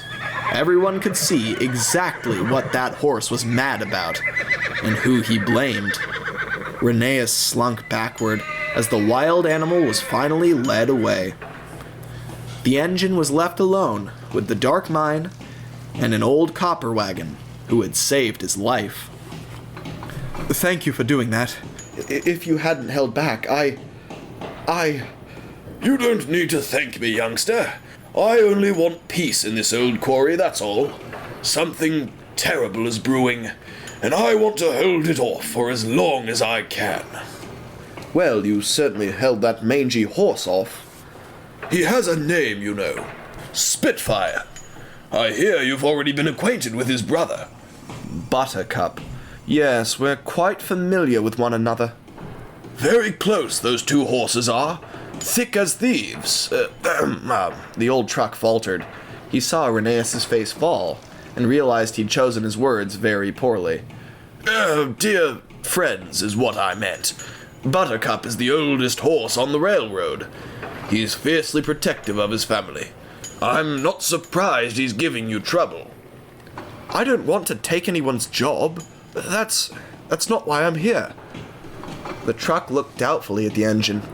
His old, wrinkled face told Rheneas the bitter truth. That was exactly what he had been brought here to do. But, mercifully, the old truck didn't say that aloud. I appreciate that those aren't your intentions. Whatever the case, I hope we work well together. Rheneas, I gather, after the falls. Yes, I am. And, have you got a name? Splinters, that's what they call me. Oldest truck of the bunch. I usually lead the trains down to the junction. Ah, is that a high honor? Oh, yes, indeed. I wouldn't trade it for anything. No, I expect not. Well then, shall we begin? Yes, we're already quite behind schedule. Mr. Mac won't like that. I hear he has 2 fireplaces in his house. I'd rather not see them in my lifetime. So Rheneas shunted Splinters onto the head of the next outgoing train, and he coasted proudly downhill into some unknown part of the quarry. That track must have led to the railroad, because the train was soon out of earshot. Once they were gone, Rheneas began working the mine. It turned out he actually didn't need to go in. A long chain was fastened between himself and the wagons, and he lowered them down empty and pulled them back up again full. He tried to focus on the work. The men were very grateful, and complimented him endlessly on how much faster and stronger he was than the old workhorses. But this just made him feel worse. The next day, Rheneas was simmering at the platform at Crovan's Gate Station, waiting for the big engine to arrive with his connecting train. He was very late, but Rheneas cut him some slack. It was a new service, after all, and they were probably just working out the kinks. He was sure that, in future, the big engines would be quite punctual all the time. After a great deal of waiting, a big, boxy tank engine scuffled in. He was rather bare bones, and had no markings of any kind besides the letters of his railway, and a great big number 2 on his tank. Silently, Rheneas found him to be quite unpleasant looking, but he didn't let that on. Ah, look who's finally arrived then. Hope you're getting on better than your brother. Rheneas grimaced. What a forward engine, he thought. Not much tact. He replied quite slowly. Yes, I suppose I am. He's still in that siding. Oh, the poor wee engine. He's been right foolish, but he's also young. I cannae blame him too much. Yes, well, I can. He let his vanity get the better of him, and now it's up to me to get this place up and running. I knew it was going to be hard, but not like this. Aye, well, running a whole railway's no joke. I dinna envy your position. Rheneas sighed heavily, and looked down at the sleepers.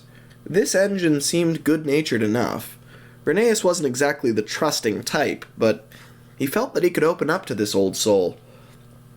I feel so conflicted. The old engine paused thoughtfully. He smacked his lips, and then spoke again, delicately but firmly. Conflicted, you say? Rheneas just looked up at him sadly. Neil thought some more. You know, when your brother got here, I told him what his name means. Rheneas rose an inquisitive brow. And what does it mean? Wooded Lake. Lake means lowy. I reckon you're smart enough to figure out the other bit. Rheneas was, and did, but he now presented the obvious follow-up question. What does my name mean, then? Well, Eos means waterfall. I'm sure you've seen your namesake. Yes, it's quite a sight. Intimidating, really. There's a big, sharp rock at the top of it. Splits the falls right down the middle. Yes, from what I hear it does. Tears it in two. Neil trailed off.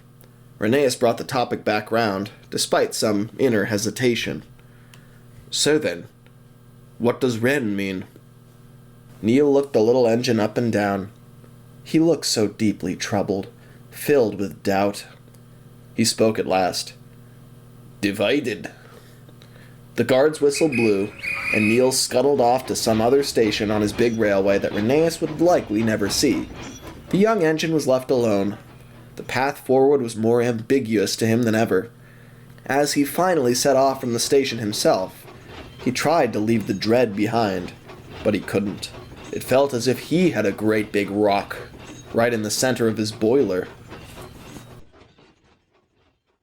It's a damned outrage, Buttercup. He stole my mine shaft right in front of everyone. It was humiliating. I'm sure it was, Spitfire. I'm sorry that happened to you. I've warned this arrogant little train, but he just won't listen to reason. Well, then make him listen. I'm going stir crazy in this stable here. There's nothing for me to do.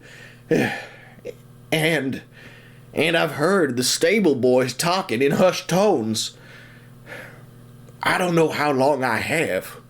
Don't be morbid, Spitz. I'll stop that steamer in his tracks and you'll have your mind back. But Spitfire didn't respond. He just looked out over his stable door toward a blank space on the wall of the barn. 2 rusty hooks jutted out from the wall, as if they were meant to be holding something. You see that over there, Buttercup? See what? I don't see nothing. That's just it. Nothing. You know what's supposed to be hanging right there.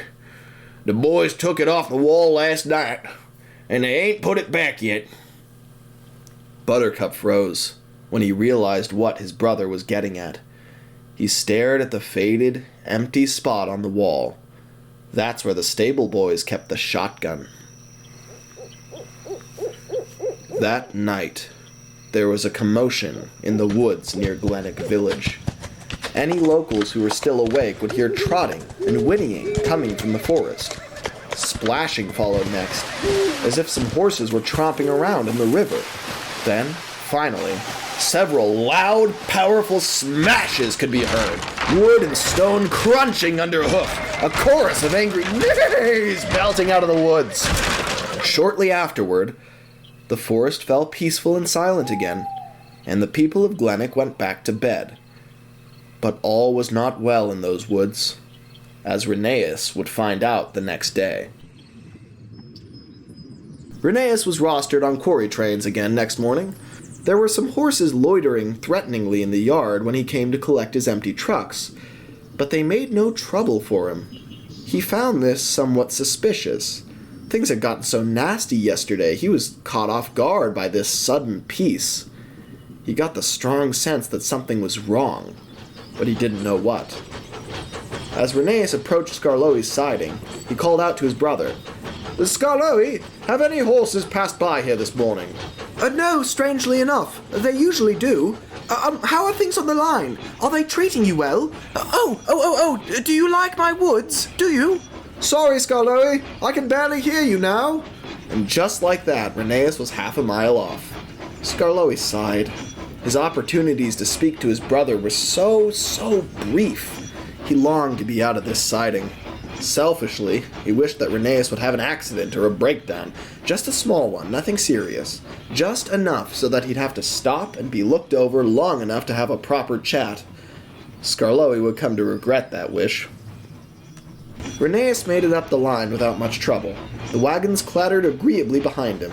Old Splinters was at the lead of the train as usual, trying to take in what little of the view he could past the big red wall that was Rheneas' back end. That was strange, wasn't it? The horses just standing around like that? Indeed. That's not normal behavior for them. We trucks was sat there for an hour before you woke.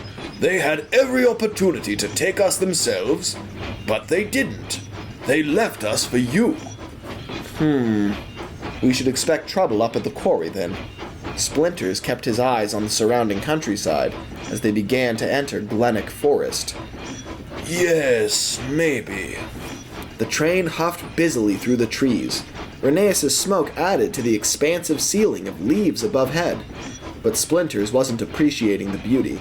He was looking for something quite different. At last, to his alarm, he found it. Rheneas, stop! What? Why? Hoof prints! A lot of them, stop! What difference does that make? Oh my god! Rheneas forced his brakes on at once. He glided along the line until he began to rock and rumble over warped rails.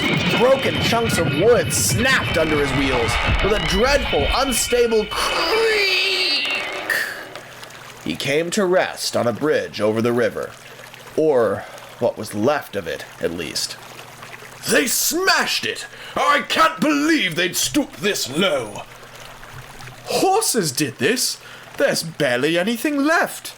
It must have been a lot of them. All at once. That many of them resent me? Really? My dear boy, they all resent you. The water in Rheneas' tank turned to ice as he crept backwards off the ruined bridge. He nearly careened into the river, and there was no other engine available to rescue him if he had. The horses could have killed him there and then, and he had a hunch about who was behind it. It's deplorable behavior, even if they do feel threatened. Here, Rheneas, cut us loose, and we'll go tell the manager for you. But Rheneas hesitated. Well, I don't see the sense in that. We'll get there faster if I'm pushing you back down, won't we? An uncomfortable murmur could be heard from the wagons. None of them seemed too pleased with this arrangement. We'd really rather coast down ourselves. We need your help climbing, but we've no trouble descending, thank you. Yes, I know, but it'll be faster. We'll be there before you know it. The trucks mumbled some more. Rheneas could even hear a little anger in some of their voices, and maybe even a swear in there somewhere. He couldn't help but feel that he had missed something important about these wagons and the way that they thought. But his practicality won over, for better or worse, and he pushed them all the way back down to Croven's Gate. The brakemen looked very bored and disappointed on the way down. The wagons looked indignant. Rheneas was practically useless without that bridge, and Mr. Mac made sure he knew it. He could still take passengers up to Krosnai-Kieran and Glennock, but none of the tourists and vacationers wanted anything to do with those places. There were a handful of locals that depended on these trains, but Mr. Mac couldn't care less about them, or their convenience. Unless they can pay like wealthy vacationers, let them all walk, he would say, paying little mind whether the locals overheard him or not. But it was a terrible situation all the same. The towns of Skarloey and Rheneas were entirely cut off from the rest of the railway, which was a crushing blow to morale. Rheneas sat simmering in the yard most of the day, with nothing to do.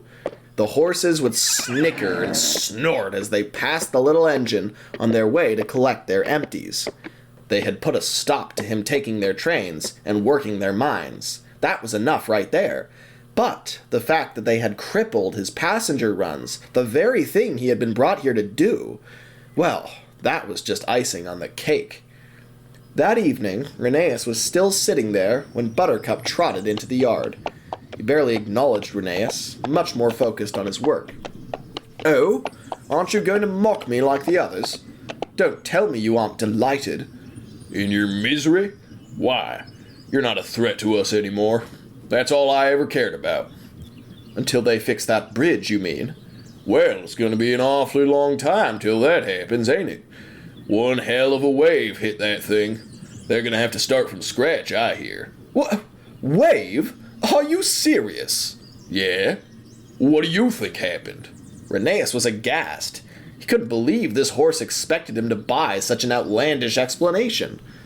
You horses stomped it into driftwood with your hooves. That's what happened. How dare you? We would never. I don't like you one bit, but you think we'd stoop to a dirty trick like that? Don't flatter yourself. And the humongous black steed tromped huffily under the bridge and out of the yard, without another word. That was good, because Rheneas was beyond them. A full week passed until the bridge was restored to working order. Rheneas barely pulled any trains in that whole span, and it had Mr. Mac pulling his hair out. He could still depend on his workhorses to bring the wagons up, and his wagons to bring the ore down, but he was sick and tired of how slow the old method was. He had spent thousands of pounds regrading the line, and dozens more on 2 brand new steam engines, and he intended to get his money's worth. The morning the line fully reopened, Mr. Mac had a stern word with Rheneas. Do not misunderstand me, engine. You are the most expensive investment I have ever made. The other directors cleared their throats, especially Mr. Tabrock, who had fronted most of the money himself. Mr. Mac ignored them, of course, and carried on ranting. I want to put those horses out to the pasture already. I cannot do that until you prove that you can take up their slack. so get to work! Despite all the tension between him and the animals, Rheneas couldn't help but shudder at Mr. Mack's wording. Put them out to pasture. He had said it in no uncertain terms. Rheneas bravely tried to speak up for them. Sir, they may be slow and not so strong, but perhaps they still have a place? Shunting at the mines, maybe. But Mr. Mack only flew into a rage at this assertion. Oh, so you've got suggestions, eh? You'd like to tell me how to run my own railway? No, sir. I didn't mean to imply... No, go ahead, engine. In fact, what am I wearing this for? And he swiped the stovepipe hat off his head and flopped it down over Rheneas's lamp iron, just in front of his funnel. Let's hear what the controller has to say. What are your orders, sir? Rheneas's face went redder than it had ever gone. He was overcome with embarrassment. But he wasn't the only one. The other directors found this hard to watch, too. Mr. Mack's temper made them all look like lunatics. Rheneas remained quiet, looking down at the ground. Oh, no? Nothing to say, eh? I thought so. And he swiped his hat back, screwing it firmly onto his head again. I'm the controller here, and if I tell you that I want you to replace those horses in every way, then you'll do it, won't you? Rheneas just winced. He felt his eyes begin to sting. If this had been Skarloey, he would have been crying already. Instead, he faced his controller best he could. Yes, sir. Good. Now get to work. That Mr. Mack was a wretched scoundrel. Sir Handel Brown was so much better. Perhaps he would have saved those horses. But it was a different railway then, and a different time. So I followed my direct orders, and returned to the quarry. The priest could see the pain in Rheneas's eyes. Shame was written all over his face. He compassionately willed him to go on, and after some silence and a little internal debate, Rheneas carried on despite the pain, as he always does. Rheneas found it nearly impossible to pick up goods traffic again. The passenger runs were easy. The horses had no qualms with him running his frivolous little sightseeing trains, as they saw them. But every time Rheneas tried to back down on a line of empties in Croven's Gate Yard, a workhorse would beat him to it. It seemed that the second the ore had been offloaded and the big railway had taken it away, the empty trucks were instantly claimed. Rheneas never had a chance. He had to slowly traverse a set of points to couple up. But the horses could cut over several lines at once and slip in before he even got close. So Rheneas was shut out of the whole process, and Mr. Mack watched from afar, cursing Mr. Tabrock for ever fronting that money. It's impossible, said Rheneas one day to old Splinters, the ore wagon, as he was being unloaded. Mr. Mack wants me to pull you and the others up to the quarry, but the horses are just too vigilant. I haven't pulled a single wagon since the bridge was mended. It seems that was just the opening they needed. I appreciate your situation, Rheneas, really. But I can hardly blame the horses either. I've worked with them a long time. They've earned the right to pull us. Maybe so, but I have no choice in the matter. I've got to make myself useful. Mr. Mack brought me here to improve efficiency.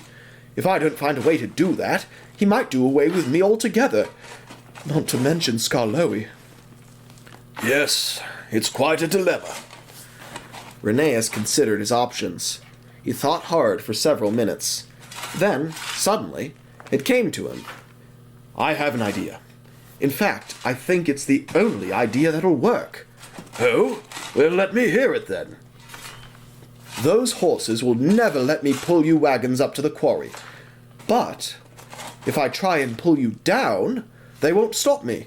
At least not at first. Old Splinters frowned. His usual warm, kind face was suddenly plagued with deep creases and a stern, furrowed brow. He spoke in a warning tone. Now listen here, young engine. I know you're new here, but we've been doing things the same way for 50 years. I have handled the rundown for decades, almost without incident. The wagons that preceded me did the same, and those before them. Yes, I know, and I do respect that, but Do you? What we trucks value more than anything is freedom. We crave the thrill of the open rail, speeding downhill, each one of us an equal player, and the great momentum that we create. It's what makes life worth living for us. And you seek to take that away? I may not be living at all before long if I don't start hauling you fellows some direction. Mr. Mac is at his wit's end. So too will we be, if you decide to steal our independence. Oh, so now you're calling me a thief? If you decide to be one, then yes. I decide to look out for myself. I decide to look out for my brother. Then God have mercy on your soul, Rheneas. He was right to say that. I needed it. I still need it. Things went downhill after that. Literally. Rheneas roared through the valley, 25 loaded wagons behind him. It was far more than anyone had ever pulled on this line before, but he figured he had to make up for lost revenue. The trucks jeered and protested behind him. Some even resorted to calling him names and hurling insults at him. But Rheneas dismissed them. They were being silly. This was much more efficient. And more importantly, it gave him a leg up on the horses. You see, Rheneas might have been bigger and stronger than the horses, but there was one small advantage that everyone had overlooked, too. And this small advantage made a big difference. He had brakes. Horses didn't. They couldn't stop a train once it started rolling downhill, not by pushing it at least. It was very risky for horses to run in front of a moving train, so it simply wasn't done. This gave Rheneas a total monopoly on this type of work. As he clattered under the bridge and into Croven's Gate Yard, Mr. Mac nearly fell over in surprise. When he came to his senses, he was very impressed. Well, well, I've never seen a workhorse do that, have I? Rheneas beamed. It was the first time he'd seen the manager smile. Ever. It looked like he was about to get a return on his investment at last. The second the trucks rolled to a halt, Rheneas decoupled from the train and raced back up the line for more trucks. The wagons he had left behind were a veritable angry mob, furious about their treatment on the way down, but Rheneas was too far away to hear any of that now. It wasn't long before the horses caught on to what he was doing. They were still handling the up trains and were baffled by the number of empty trucks waiting for them down at the junction. Spitfire and Buttercup came in together later that day. Spitfire mused on the subject. Are these guys getting faster? There's so many of them. Gravity don't work that way, Spitz. Something's up. Buttercup walked seriously over to the wagons.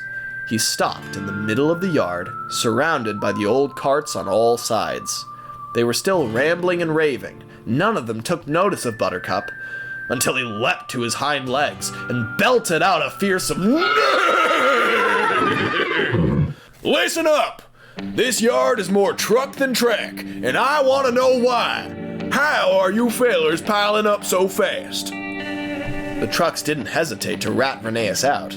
He'd already betrayed them. It's that horrid red monster. He started pulling us down the line as well as up. We're locked behind him for the whole journey. It's demoralizing. Our lives have grown so dull. I haven't felt the wind on my boards in days. And all the other trucks hollered in firm agreement. As they did, Buttercup stayed silent.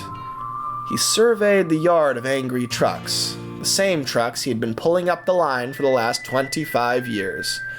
He had never seen such unrest and anarchy on his railroad. He finally opened his jaw to speak. And what's the manager think of all this? Well, that's the worst part. He's thrilled. He says it's more efficient. Well then, I suppose we're just gonna have to adapt. The trucks shouted and screamed at this assertion. Old Splinters creaked loudest of all. Adapt? My dear workhorse, this is our way of life we're talking about. Traditions older than you or I. We cannot give up, just to save a few pounds sterling. Don't be sentimental, Splinters. Few pounds sterling is the only thing between me, my brothers, and a shotgun slug in the back of the main. I'm sorry that the manager is threatening you. We all know how he is. But you cannot take away our very reason to live. At least you get to keep your lives. What good is that if we're stuck behind bunkers and hindquarters forever, living in misery? Well, you're just gonna have to figure that one out, Splinters. And Buttercup turned away from the old truck and walked toward his next train, as if everything was settled. But Splinters was persistent. You can't do this! We had an arrangement for generations! If you turn on us, we may do something drastic. You're getting awfully squeaky, old man. Somebody ought to fetch the grease. Don't dismiss me! I'm trying to prevent a catastrophe here! Well, stop trying. My mind's made up, and I'm the puller, so I decide where you go and how you get there. Good day. Oh! Come back here, you stubborn old mule! Buttercup stopped in his tracks. The constant grumbling of the yard stopped entirely and was replaced by a low, suspenseful "Ew." The great black horse turned around slowly and began walking back toward Splinters. That's right! Come back over here so we can negotiate this with some maturity. But Buttercup didn't say anything. He just stepped closer and closer to the old truck. All right, that's quite close enough now. The horse kept walking. He loomed over the wagon. Buttercup, enough! Let's talk! But he had nothing left to say. Instead, the large, intimidating animal just turned around and then kicked his back hooves straight into the old wagon's side. The wood boards of Splinter's side caved in, and he was flung from the line through the air and smashed painfully into the cold ballast. Copper ore poured out over the ground, some chunks toppling as far as 30 feet away. The old wagon groaned in agony, the wind entirely knocked out of it. There was a dreadfully conspicuous gap in the train now. Not a single truck in the yard dared even to make a squeak. Now, I'm gonna reiterate for you trucks in the back. From now on, me and the other draft horses are pulling you fellers down the line as well as up. Do I make myself clear? The tension in that yard was so great that if there had been any coal trucks present, they would have been carrying diamonds by the end of it. Buttercup nodded his head to the bridge, and Spitfire, who was trying not to seem shocked himself, got the message. The two horses hitched up to their empty trains and began to haul them out of the yard. The trucks behind them seemed to rattle more than usual. It felt as though they were shivering. A new order had been established. Gravity trains were a thing of the past. Rheneas would haul 20 trucks at a time down from the quarry, and the horses would haul 5 or 6. The animals couldn't handle long trains, but they had other advantages. Rheneas' line to the quarry was so long. It had to be because trains are no good at climbing hills. Horses, on the other hand, were, and so their line went directly to the quarry. Their trains were shorter, but they were also much more frequent. This made it a very close race. One day, it got a little too close for comfort. Rheneas was thundering down the line with 23 loaded wagons behind him. He whooshed through Glennock Forest with ease and began approaching Krosny-Kurin, where the junction to the Plateway was. He was making great time, but he wasn't the only one. The horse-drawn Plateway came into view. He could see it stemming from the hills of Wardfell and slowly coming to converge with his line. He was looking ahead to make sure that there were no horses coming up the hill with the empties. If there were, he'd have to screech on his brakes. There was no good system for signaling on the Skarloey Railway yet. It had been so uncommon to have more than one train going at once, so they didn't need one. But competition had grown so fierce, now there were 3 or 4 trains running at a time. so everyone was on high alert, especially Rheneas. However, he was looking in the wrong place. The station was clear, and so was the line ahead, but he wasn't expecting a horse to come down the hill. Not far off, Spitfire was galloping down Ward Fell with 5 trucks of ore behind him. Both engine and horse were converging on the same spot. It was a race to the station, and if they tied, it would be a bloody mess. Rheneas noticed the speeding horse too late. He was only 100 yards from the station, and Spitfire was fast approaching. The horse roared in panic. "Get out of my way, steamer! This is my line!" "I can't do that, you bloody fool! I'm stuck to these rails!" "Well, I'm stuck to these trucks, so you'd better stop and let me pass, or we're gonna have an incident." I'm going too fast! You've got to speed up!" "I'm going as fast as I can!" Rheneas knew it was up to him. This rivalry might have been bitter, but he didn't want to hurt anyone. He slammed the brakes on and prayed. Spitfire tried to speed up, but he could only go so fast. The animal tore down the line, round the bend, and past the platform. Rheneas entered station limits, growing closer and closer to the points. The horse train still had not cleared.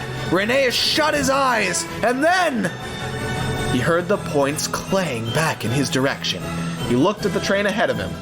It had gotten past, just in time. Rheneas had gotten so close, he could smell the brakeman's cigar. His breathing was shaky, his cylinders beating faster than they ever had. There had nearly been a calamity. Rheneas could have carried on from here, but he stopped the train anyway, just to take a breather. This railway was becoming a very dangerous place indeed.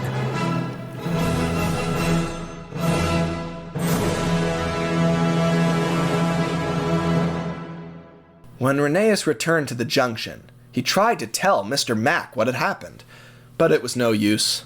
The train had arrived right on time, and not an ounce of copper had been spilled, so he saw no issue with the state of things.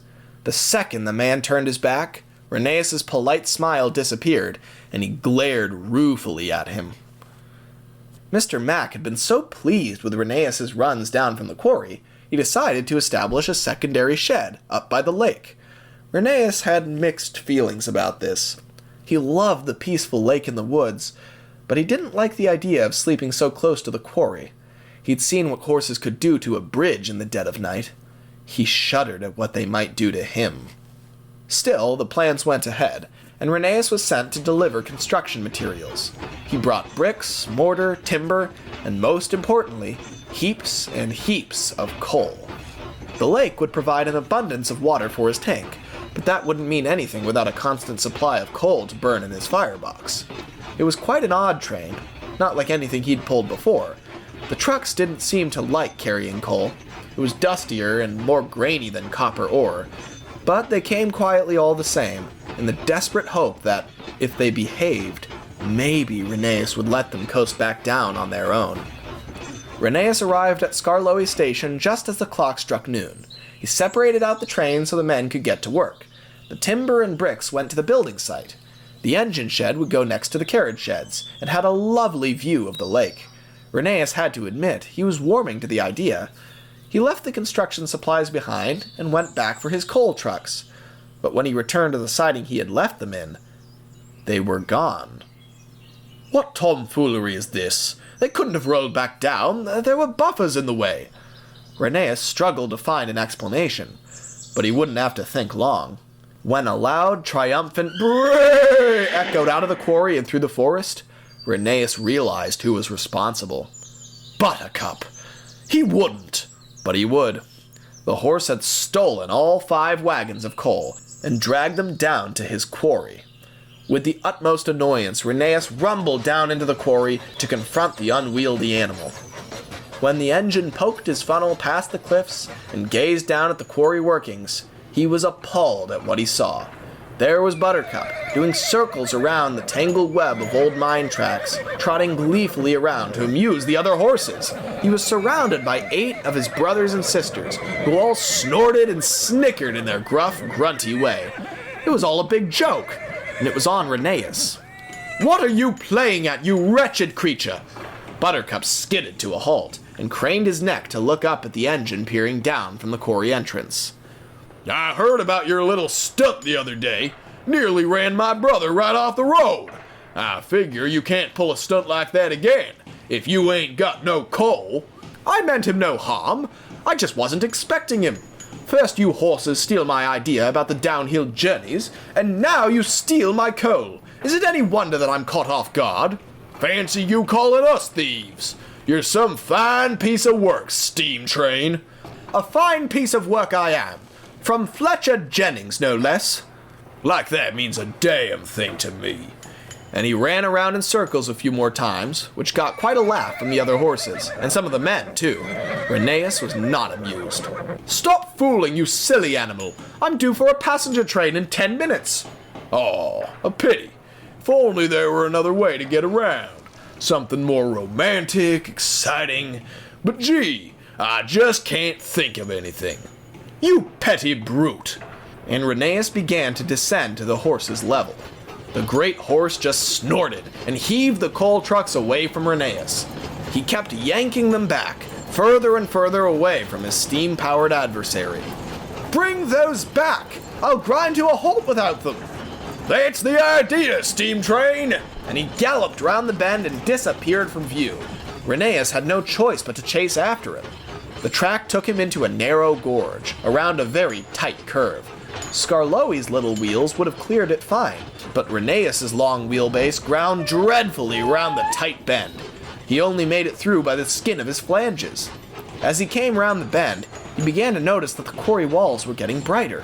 Usually these tunnels and inlets were dark and dim, but this one was getting a lot of sun. Too much. When he finally reached the end of the curve, he could see Buttercup again, and he gasped. This line didn't end in buffers or a mine. It exited the quarry entirely and extended far out into the barren countryside. This was the entrance to the rest of the railroad. This was the track that he had seen earlier at Nagacity. He could see the horse, galloping furiously away. He was already a quarter mile in the distance. There was no telling how far he was going or what he would do with the coal when he got there. Whatever the case, Rheneas knew that he had to stop him. He looked down at the rails in front of him. They were old and overgrown, but they were his gauge. His mind revisited the station master's words. That's impossible. That track is much too steep for you. It might be too steep to climb, but not to coast down. It was risky. Trains weren't supposed to shoot down hills like sleds. Something bad might happen when he reached the turn at the station. But he had no choice. He needed that coal, not just for himself, but for Skarloey. Rheneas ventured on to the steep slope. Immediately, he began slipping down it. It was a sharper drop than anything he'd ever experienced, and he'd been offloaded by ship at Kirkronan. He glided down the hill, his wheels spinning all the way. He was faster than the horse and heavier than the coal trucks, so he quickly gained on the animal. But Buttercup still had a vast lead. An old man and wife stood out in their field, tending the land. They were startled away from their shovel and hoe by an engine's frantic whistling as he flew down the mountain like a runaway bobsled. The husband fainted from shock. His wife attempted to catch him, but the man's girthy frame was more than she could support, and both stumbled into the dirt.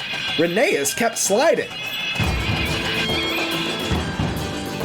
"Come back with my coal!" called the engine wrathfully. It was enough to scare the rabbits off for 3 miles round. Afraid I can't do that, steamer, but I can sure as hell bring you back the empties. It was a tight race between horse and train. As they fast approached Nagacity station, passengers began to panic. They'd been expecting Rheneas, but not like this. The station master took initiative and began to clear the platform. It was looking as if Rheneas would fly off the bend and smash right into the station building. The horse hit the curve with immense force. The passengers watched in horror, and screams emanated from the crowd. The horse made the turn easily, but the trucks were nearly thrown from their tracks. They sprung wildly to the left and balanced on 2 wheels for a full 5 seconds. A few chunks of coal were thrown out dramatically. One of them went through the window of the station master's office. The others planted themselves firmly in the station flower pots. Then the trucks banged back down again. quite dizzy and carried on behind the raging horse. Rheneas was horrified. The little wagons had barely made it around that turn. What would happen to him? He braked hard, and when that did nothing but spew sparks and set the grass on fire, he threw it in reverse and spun wildly backwards.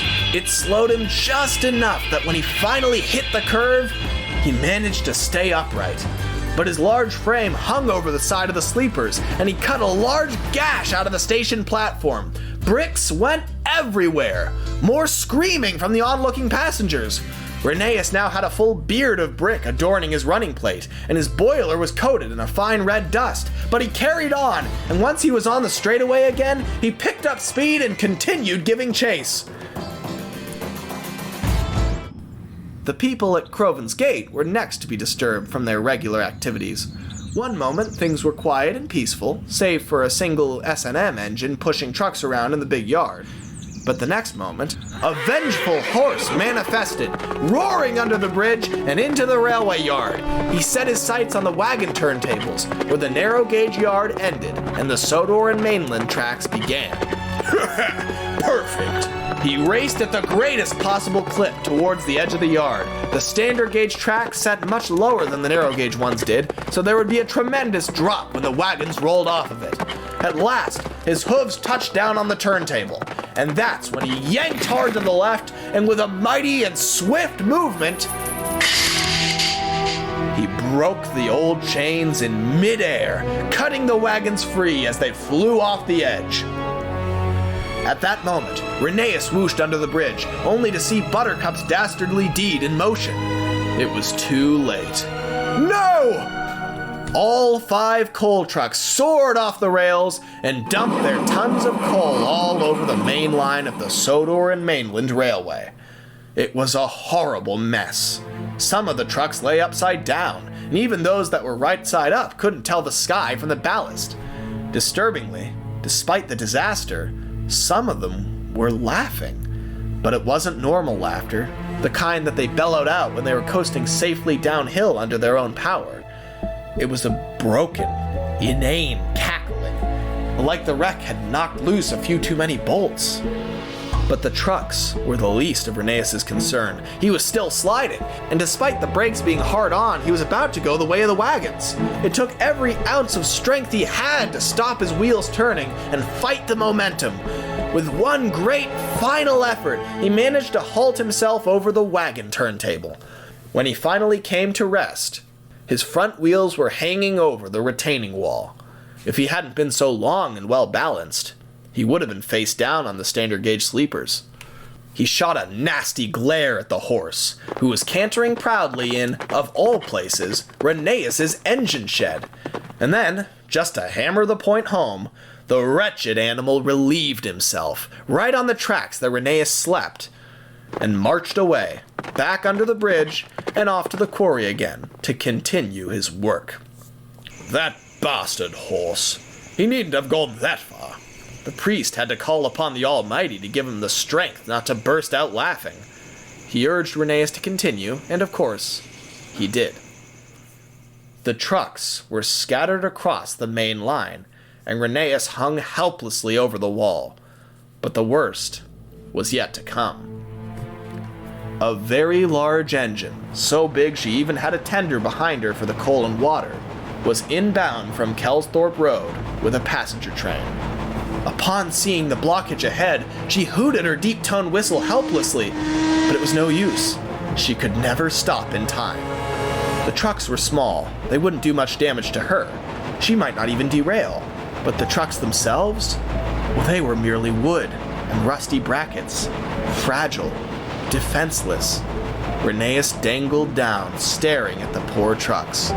One of them looked up into Rheneas' eyes with an expression of absolute betrayal and terror. Rheneas locked eyes with the truck, even after the big engine's flanges pierced his side, cut through his back, and severed him clean in two in the middle of the line. The huge engine jumped and juddered a bit, as did her coaches, but they made it over the wreckage and pulled into the station. When the brake coach finally cleared the scene, it was unspeakable carnage. Rheneas still had his eyes locked on the obliterated truck, but he wasn't looking back at him anymore. After a few moments of horrible silence, Rheneas' smokebox door shot open and he vomited ash down onto the tracks. It was all too terrible. Are you out of your mind, Rheneas? I thought you'd be more careful than Skarloey. You were going so nicely for the first week, and then you pull a stunt like this. Full speed down the horse tracks? He took my coal, sir. Honest. He's a horse! He can't steal things!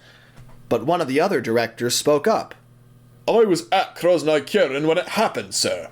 That horse is mad. Has rabies or something. It pulled those 5 carts all the way down from Wardfell. Really? You mean this crazed tale is more than imagination? Oh, I wish it were imagination, sir. Mr. Mack turned back to Rheneas doubtfully. So then, you were trying to get your coal back? Yes, sir. I know how expensive it is, sir, and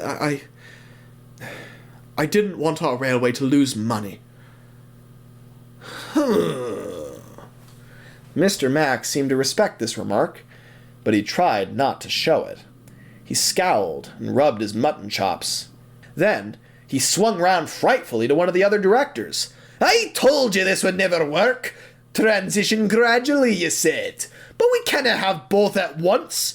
Engines spook horses.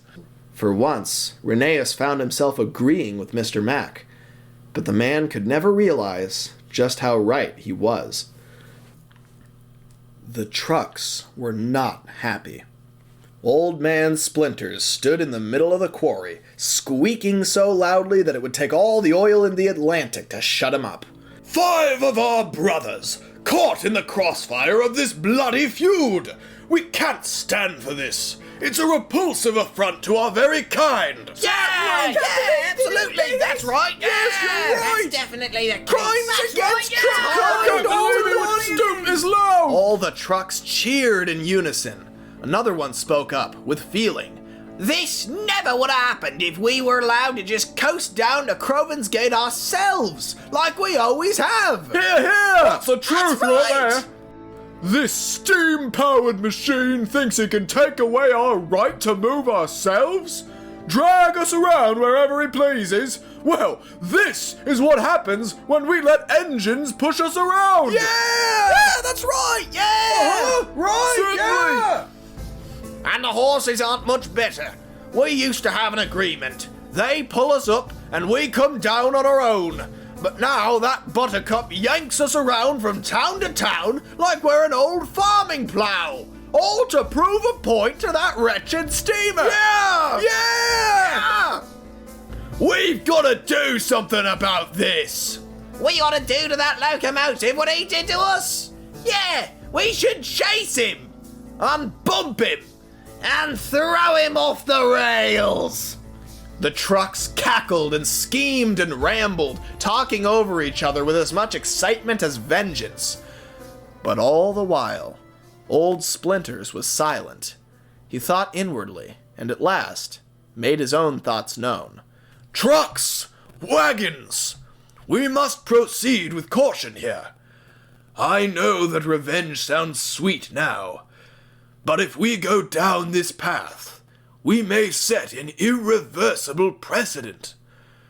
Do you want to cause mayhem and trouble on this railway that we have worked to build? Do we want to be troublesome trucks? If being a troublesome truck is what it takes to get control over our lives again, then yeah, I'm a troublesome truck! Yeah! That's right! So am I! Me too! That was the first time anyone ever uttered those words. The priest, despite his efforts to stay composed, was taken aback. My goodness. So that's why it began. You and the horse. Add that to my list of sins. Skarloey had counted every sleeper in sight. It was 75 in total, not counting the fuzzy ones on the horizon that he couldn't quite make out. He had also learned that this lonely stretch of line had 110 fence posts, 37 tall oak trees, and 3 little houses in the very far distance. He was going to start on the blades of grass next, when 4 horses galloped wildly past, hauling 13 loaded wagons behind them. The animals were far from graceful.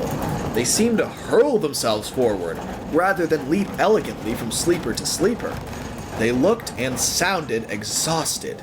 It almost looked to Skarloey like they weren't pulling the train at all. They were being chased by it, trying to stay ahead of it. It looked like a very frightful job indeed. He found that this was a new phenomenon. The last few days, Rheneas and the horses had been pulling their trains down the line as well as up, and it seemed as though every time they passed, the trains would get longer and longer, heavier and heavier. But the pullers weren't getting any stronger. Something would have to give eventually, Skarloey thought. And he was absolutely right. Spitfire was feeling quite insecure. He hadn't gotten over his near miss with Rheneas the other day. The whole ordeal had caused him quite a bit of embarrassment. He confided in some of the other horses. If that steamer hadn't have slowed down, I would have been plowed over like a heap of horse manure. I'm too slow. I gotta up my game. The other horses could see that Spitfire was getting impulsive. They knew their brother all too well, and tried to discourage him. Spitty, darling, don't go doing something stupid now. I gotta reclaim my honor, Betts. I gotta prove to that stinking steamer that I can go toe-to-toe with him any day. Spitfire trotted slowly toward the next outgoing train. It was 10 trucks long, and filled to the brim with sparkling orange ore. He eyed the train intently. That's a long train, Spitty. Don't even think about it. Long? Pah! This ain't long. And he walked over to the nearest mine. A few more wagons were lying in wait, ready to go out on the next train. But they wouldn't have to wait that long.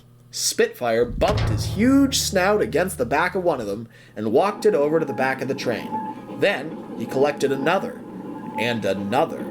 The horses were agape. Spitz, you can't. I'm sick of everyone saying I can't. That's the point of this. I'm just as strong as Buttercup. Stronger even. But not even Buttercup could pull this many. You're damn right. But I'm about to set a new record. He raced over to another mine. He ran so quickly, he almost dragged his horse handler along the ballast. He returned with a line of 7 trucks. With a quivering, hurling motion, he threw the wagons into the back of the train. It was now so long that it weaved around the corner. No one could count how many wagons this was. The trucks were humiliated. The horses had never used to throw them around like this. To be used as bargaining chips in some senseless contest between animal and beast? Well, it was more than they could bear. They began whispering to each other. Spitfire walked around the bend and found the front of the train. Now this is a train! The lead truck was beyond disgusted. His voice was all too familiar. You're making a big mistake, Spitfire. Can it, Splinters? I know what I'm doing. You underestimate the almighty power of gravity. You believe yourself fast enough, strong enough, to stay in front of a raging train this long? We're about to find out. Yes, we are. Spitfire heaved forward self-importantly. He was quite happy with his plan, and was already imagining what the other horses, and especially that wretched engine, would say when they heard of his achievement.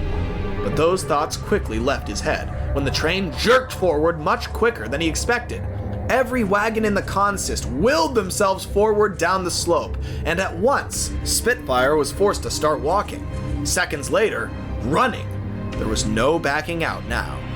He galloped down the hill at a remarkable speed. His horse handler was used to slow treks up the steep grade, but now the man was having to run downhill to keep up with his animal. The train only got faster and faster. Spitfire began to panic. Despite his tough exterior, he was really quite a fearful sort. And Mr. Marshall, hurry up! They're gaining! But the horse handler couldn't do it. He stumbled wildly alongside, his feet barely touching the ground. When he couldn't keep up anymore, he was dragged along the ground by his horse leash. He held on for as long as he could, but then a large bush struck him, and he lost his grip. The horse handler was left flailing in the grass, far behind the out-of-control train. Spitfire screamed, "Christ almighty! Someone help!" At Krasnokuren, Buttercup was having a drink from the water trough. It was rather low on water. He chalked that up to the big lumbering steam kettle that helped himself to everything he wanted. As the horse slurped tiredly, he began to hear frantic galloping and the rumbling of way too many wheels in a row. He darted his head up instinctively to see his idiot brother shooting down Wardfell at an immeasurable velocity. Spitfire, what the hell did you do? Buttercup, help me! Do something! But there was nothing the old horse could do. He watched in horror as Spitz began to lose stamina. The trucks, however, only gained it. They closed in on his rear legs. The poor, desperate horse felt the wood boards tickle his tail. He whinnied helplessly into the sky. He shot a terrified look at his brother, and then his hoof hit a crooked sleeper. He tripped, and he fell. Spitz! And that was it. Everything lay in a heap. Everything. Passengers gaped at the scene from the platform. Some of them fainted. Many of them cried. Buttercup just stood there, stiff as a stone, suddenly filled with a great emptiness. He stood frozen for many minutes. Even after the station master and all the workmen raced over to examine the wreck, Buttercup stayed firmly in place. As the men tried to move the stricken Spitfire, or what was left of him, that great cavity in Buttercup's mighty chest filled up again with fury. Rheneas was at Croven's gate, about to set out with a passenger train. The guard blew his whistle, and the little engine departed, but he stopped soon afterward, when the ferocious black horse stampeded out from behind the sheds and slid to a vengeful halt before him. On his back was one of the station hands, who leapt down and informed the station master of the accident up ahead. But that wasn't the real reason Buttercup had come, not as he saw it anyway. You son of a bitch! You killed Spitfire, my brother! What? Whatever do you mean? He was trying to pull a huge down train. Trying to be like you! You set this example! I'm sorry for your loss. It must be crushing. You want to talk about crushing?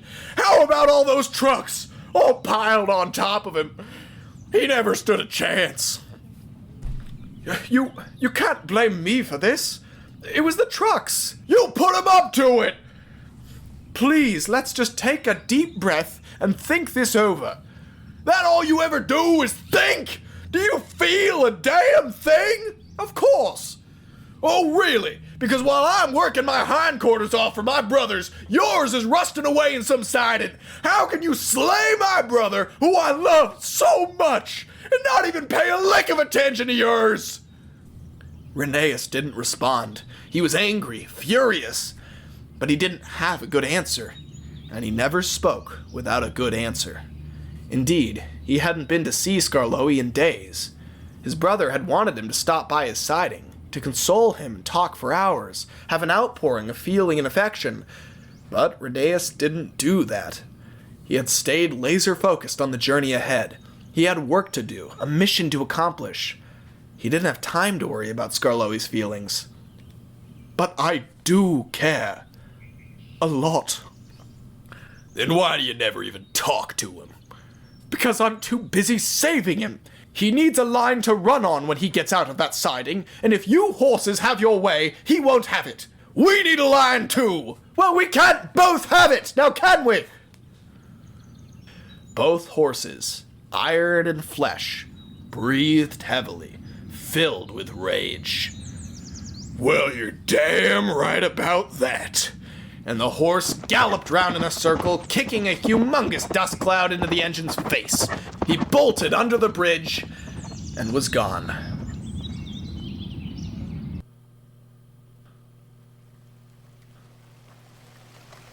The next morning was drearier than any other Rheneas had ever experienced. The dark gray clouds above the shed swirled turbulently, suffocating the sun. It was so early, sunrise had barely started anyway. But even if it had been high noon, you never would have known. A thin veil of rainwater covered every surface. The rails glistened. As Rheneas made his way under the horse bridge and up to the quarry, he got the most terrible feeling in the pit of his boiler. He passed the waterfall on his way. The great clouds of mist seemed colder than usual, and not quite as comforting. The lake in the woods, too, looked more black than blue. There were no birds chirping in the forest or crickets in the bushes.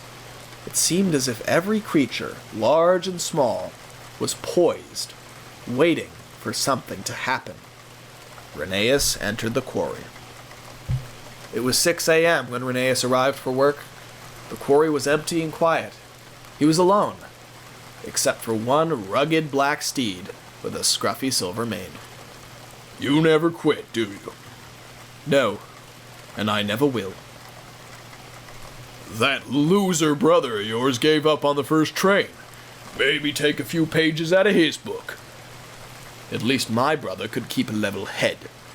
Buttercup didn't retort this time. He knew this wasn't going anywhere. So did Rheneas. They had gone as far as they could with words, and speaking hadn't resolved a damn thing. Now was the time for action. Rheneas went for his train, and Buttercup went for his own. The horse hitched up to a whopping 11 wagons. Rheneas coupled to a grand total of 27. They both wheezed out of the quarry, pushed to their absolute limits as they ventured out onto their respective lines, and waited for gravity to take over. Nature came back to life as Rheneas roared out of the quarry, but not in the way he expected. Rabbits rustled through the bushes, and birds were startled from their branches. The trees relinquished some of their leaves as Rheneas whooshed under their branches. The lake began to ripple. He came to the great waterfall. To his surprise, the rivers above retreated for a few moments, and the waves lessened. The mist fell just long enough for Rheneas to cross. It was as if the falls were clearing his path, urging him forward. The menacing rock at the very top of the cliffs could be seen clearly now. It seemed to point south, toward Glennock, Krosnykuren, and beyond. The wagons were louder than ever. They wanted to toss Rheneas aside and carry on without him, but they couldn't do that. So they just hurled themselves into the back of him over and over again, causing him to jolt forward at unexpected times. Rheneas found it hard to control the train. He wished he had taken fewer trucks, but he knew that had never been an option. He had to demonstrate his strength and his value to the railway. He had to beat the horses. He soared furiously through the forest and over the newly built bridge. The trees rustled in surprise. He shot out into the open, through the town, and out into the open countryside again. Soon, he would reach Krosnykuren. Soon, he would be hurtling over the points, through the junction. He was filled with dread. He knew who he would meet there. The two rivals saw each other right away. Rheneas had his eyes on the plateway this time. Buttercup was tromping down from the quarry at a tremendous clip. The look in his eyes said it all. He intended to reach the points first. Rheneas considered slowing down, but the trucks kept on ramming into the back of him. The train surged forward. He was far too practical to surrender now. This only ended one way. The station master was just brewing his morning tea when he caught sight of the two ore trains, both competing for the points just outside the station. He knew the drill by now. He grabbed both of his porters, and the three men retreated to a nearby cutting. They didn't dare stand in the way of these raging beasts, but they didn't dare miss it either. Rheneas tried to stay focused, but his boiler felt as though it were floating in space. The fear began to seep in. Fight or flight kicked in. "Buttercup! break your chains! You'll never beat me, and I'll never stop! But the horse didn't say anything. He just sped up. Rheneas' insides turned to stone. He braced himself and hurried on. The horse bolted toward the points. Rheneas put on full steam. They were neck and neck, converging quickly on the exact same point. It was the ultimate game of chicken. One would have to slow. One would have to give in, to surrender. But neither did.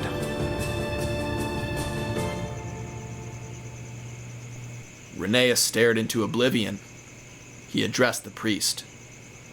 Holy Father, I'm sure that you know what a train crash sounds like. You must have some idea. The rending metal, the dragging of steel across ballast, the tumbling of trucks and carriages, strewn across the rails and landing in a heap. But that's a train crash, and I assure you, you have no idea what a horse crash sounds like.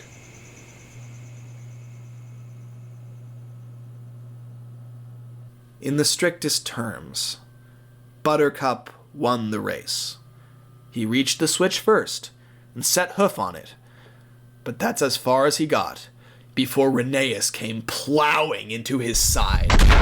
It was no contest. The several-ton metal steam engine caved into the animal's ribs, and he was thrown several yards into the dirt. Buttercup's train attacked Rheneas' side with a mighty roar, angrily trying to throw the engine over, mad tears in their eyes. But it was no use. Rheneas rocked slightly, but he deflected them all. The losing train careened off the rails and crunched into the ballast, coming to a rest in a mangled pile of wood and metal. The beaten wagons groaned in pain and disgrace. They were badly smashed, but a hammer and nails is all it would take to put them back together. But the horse, there wasn't a tool in the world that could save him now.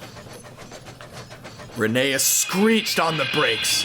He could have carried on. There was nothing in his way, and the wagons behind him had managed to keep their grip on the rails. But a wave of guilt blew over Rheneas and halted him like a steep hill. He couldn't believe what he had just done. He backed up the line to face the decimated animal. He at least deserved that. I'm sorry. I didn't want it to end like this. Buttercup snorted. A throaty, unhealthy noise rumbled from his bleeding lips. It sounded something like laughter. The horse lifted his head from the ground and looked the engine in the eye. His lips contorted a little, and his teeth showed. It was the closest a horse could get to a rude smile. But you knew it would, didn't you? Rheneas opened his mouth to speak, to argue against the horse's piercing assertion, but instead, he just sighed, a tear streaming down his cheek. He looked away at the distant quarry. He could just barely make out the old Inclines from here. 5 silent stone guardians, standing in cold and eternal judgment. Yes, I did. I can't blame you. Not really. How? I've killed you. Yeah, and I would have killed you, given the chance. After all, I stomped that bridge out in the forest, didn't I? Rheneas' face fell. His eyebrows grew stern and tight. But then, in a rare lapse of seriousness, he laughed. So that was you, then? Yup. You got some breaks there, kid. Good enough to stop you drowning in the River Dewey. And good enough to come on back here and give this old horse one last laugh. I suppose we were pitted against each other from the start, weren't we? From the moment they drew your blueprints. As they say, may the best horse win. Congratulations. That's you, kid. I don't feel like much of a winner. Because you're more than that. You're a survivor. And that means you'll do anything to protect yourself and the ones you love. Anything. This is true. I would. My day's over. I was the very last horse to tread these rails. But your age is just beginning. So listen up. You're in charge now. The railroad. The legacy that me and my kind have built. You've got to safeguard that now. I will. I swear that to you, I will. It won't be easy. There may come a day where everything is at stake. When you have to carry the whole world on your back. Can you do that? I can. This is my railway now. And so long as I've an ounce of steam left in me, it'll keep on running. The old horse smiled his strange smile one last time. He coughed out a deep chuckle. Well then, long live the Iron Horse. And just like that, he was dead. And Rheneas was alone in a new world, where he had to serve as pioneer. This valley was going to change in a lot of ways. The distant sound of smoke and steam would replace the ever-present trotting and neighing. The farms and small industry would grow faster, the copper would move quicker. But one thing would stay exactly the same for 150 years. The fierce dedication of the Iron Horse to the railway and its people, whatever it cost him. The day the last horse died, Rheneas embraced his responsibility and became more serious than he had ever been. And that seriousness, so many decades later, never left him. Skarloey was finally let out of his siding a few days later. As he passed the horse path to the quarry, he realized that it was being pulled up.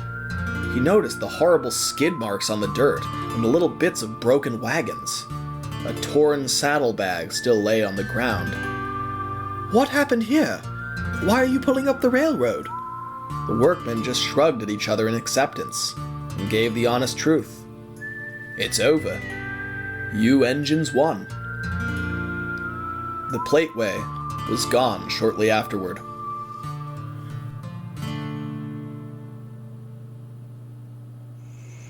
Skarloey tried inquiring with me for some time afterward. He might have been impulsive and spoiled, but even back then he could read your feelings like a builder's plate. He knew something had happened. He could tell that I was different. But I didn't want him to know. He loved our new railway. We made it our own. We made a home here. By doing what I did, I secured this valley for both of us. I know it was wrong, and I live with the guilt. But Skarloey doesn't have to. He got to live in blissful ignorance and stay innocent. Stay himself. It's what I wanted for him. It had to be done. And one of us had to do it. And that was you. That was me. And you still carry this weight with you today? After all this time?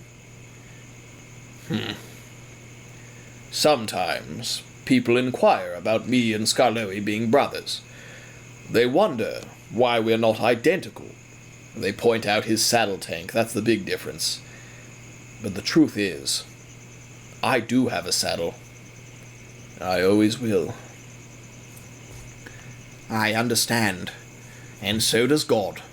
And He absolves you of your sins, however long ago they were. You've done good for your people and for the church, Rheneas. Brightened lives beyond measure. And when you pass on, should that ever happen, the Lord will accept you with open arms. Thank you, Father. Rheneas just smiled a sad smile. He didn't feel the wave of relief he had hoped for, but he supposed the guilt could never really go away. Neither could the responsibility. As the priest made his way quietly across the yard and to the station, Rheneas felt the feelings of shame and regret settle in deeper. He heaved a 100-year-old sigh. My, brooding as always, aren't we? Rheneas jumped. There, chuffing sprightly out of the shed, was Skarloey. He puffed onto the other wagon turntable and settled in. Rheneas, despite having sat there for hours, was far from settled. Skarloey, what are you doing in steam so late? It's, not late, my dear brother. It's early. I've always known you to be a night owl, but this is, a new level. Rheneas smirked and looked away. You know, I've always thought these to be quite fun. And his driver gave the table a little spin, just to illustrate the point. He came to rest facing Rheneas. Skarloey's fireman turned Rheneas' table around too, just enough so the two old engines could look each other in the eye. So, what are you doing out here? I just had some thinking to do, that's all. Thinking out loud? A chill passed over Rheneas' dome. How much had he heard? That was some story you told. Look at us, 157 years old. You only recounted the first few weeks, and it took a whole night. And look, the sun's coming up now. Sure enough, it was. Just barely, the deep blue darkness was starting to lift, and there was a little gold flicker emerging from behind Croven's Gate town. But Rheneas wasn't focused on the sunrise. I didn't want you to hear any of that, Skarloey. I'm sorry, I know. I tried to ignore it, but, well, it just went on so long. And you're such a lovely storyteller. Did you hear all of it? Every bit? Skarloey smiled warmly. He smiled so much more than Rheneas did, even in the darkest situations.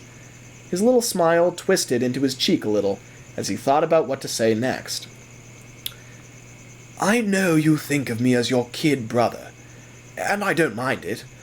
But you've got to remember, Rheneas, I was there too. Nothing stays hidden for a whole century. Nothing. Rheneas' stern expression slowly lifted in favor of a stupefied gaze. He felt his soul grow just a little bit lighter. The saddle loosened. You must know, I only ever did it to protect you. Everything I've ever done has been to protect you. You haven't got to justify a thing to me, Rheneas. We're in this together. We always have been. And we share it all. The spoils and the sins. Rheneas was silent for several minutes. But Skarloey was in no hurry. They were both old enough that minutes passed like seconds. At last, Rheneas asked the question he needed to know the answer to. How long? Mr. Mac let it slip a few years after it happened. One of his drunken tirades. Said something about you beating a dead horse and, well, I got the picture. But I was always suspicious. I mean, the horses had to have gone somewhere, hadn't they? I mean, I was an idiot, but I wasn't that bad. You were never an idiot. You were naive, innocent. I wanted you to stay that way. Am I innocent now? Rheneas considered this. He realized the answer, and the saddle grew lighter still. Yes, I suppose so. You're as cheerful as you ever were. Because that's who I am. I appreciate you making the hard choices all these years, Rheneas. I've always been very sensitive, you know that. I mean, I never would have survived the lean years without you doing the heavy lifting. Yes, well, we needn't go on about that. Yes, but it's true. You've always been the backbone of this line. Perhaps. But you've always been the heart and soul, Skarloey. That's why it's named after you. Actually, I'm named after it. Let's not forget our history, old man. You know what I mean. Still, you're the soul of this railway, and I should have known that that soul was indomitable, incorruptible. I shouldn't have tried to hide anything from you. Oh, no, You shouldn't have. You may be able to stonewall everybody else, but we both know you can't hide anything from me. And I also know that you're far too smart to confess right next to the engine sheds. You were never really talking to the priest, were you? Rheneas just grinned as his saddle floated off into the air and evaporated into the smoke of the past. No, I suppose I wasn't. Go on then, brother. Go get some rest. You've been up long enough. It's my turn now. And he winked charmingly as he backed off the table and chuffed away to wake up the coaches. Rheneas watched him go, in awe of him. How far he's come. How far I've come. And with that, Rheneas slunk into the old brick engine shed, which now housed 3 more engines than it did all those years ago, and in the presence of family and the absence of shame, fell into the deepest sleep he had ever had.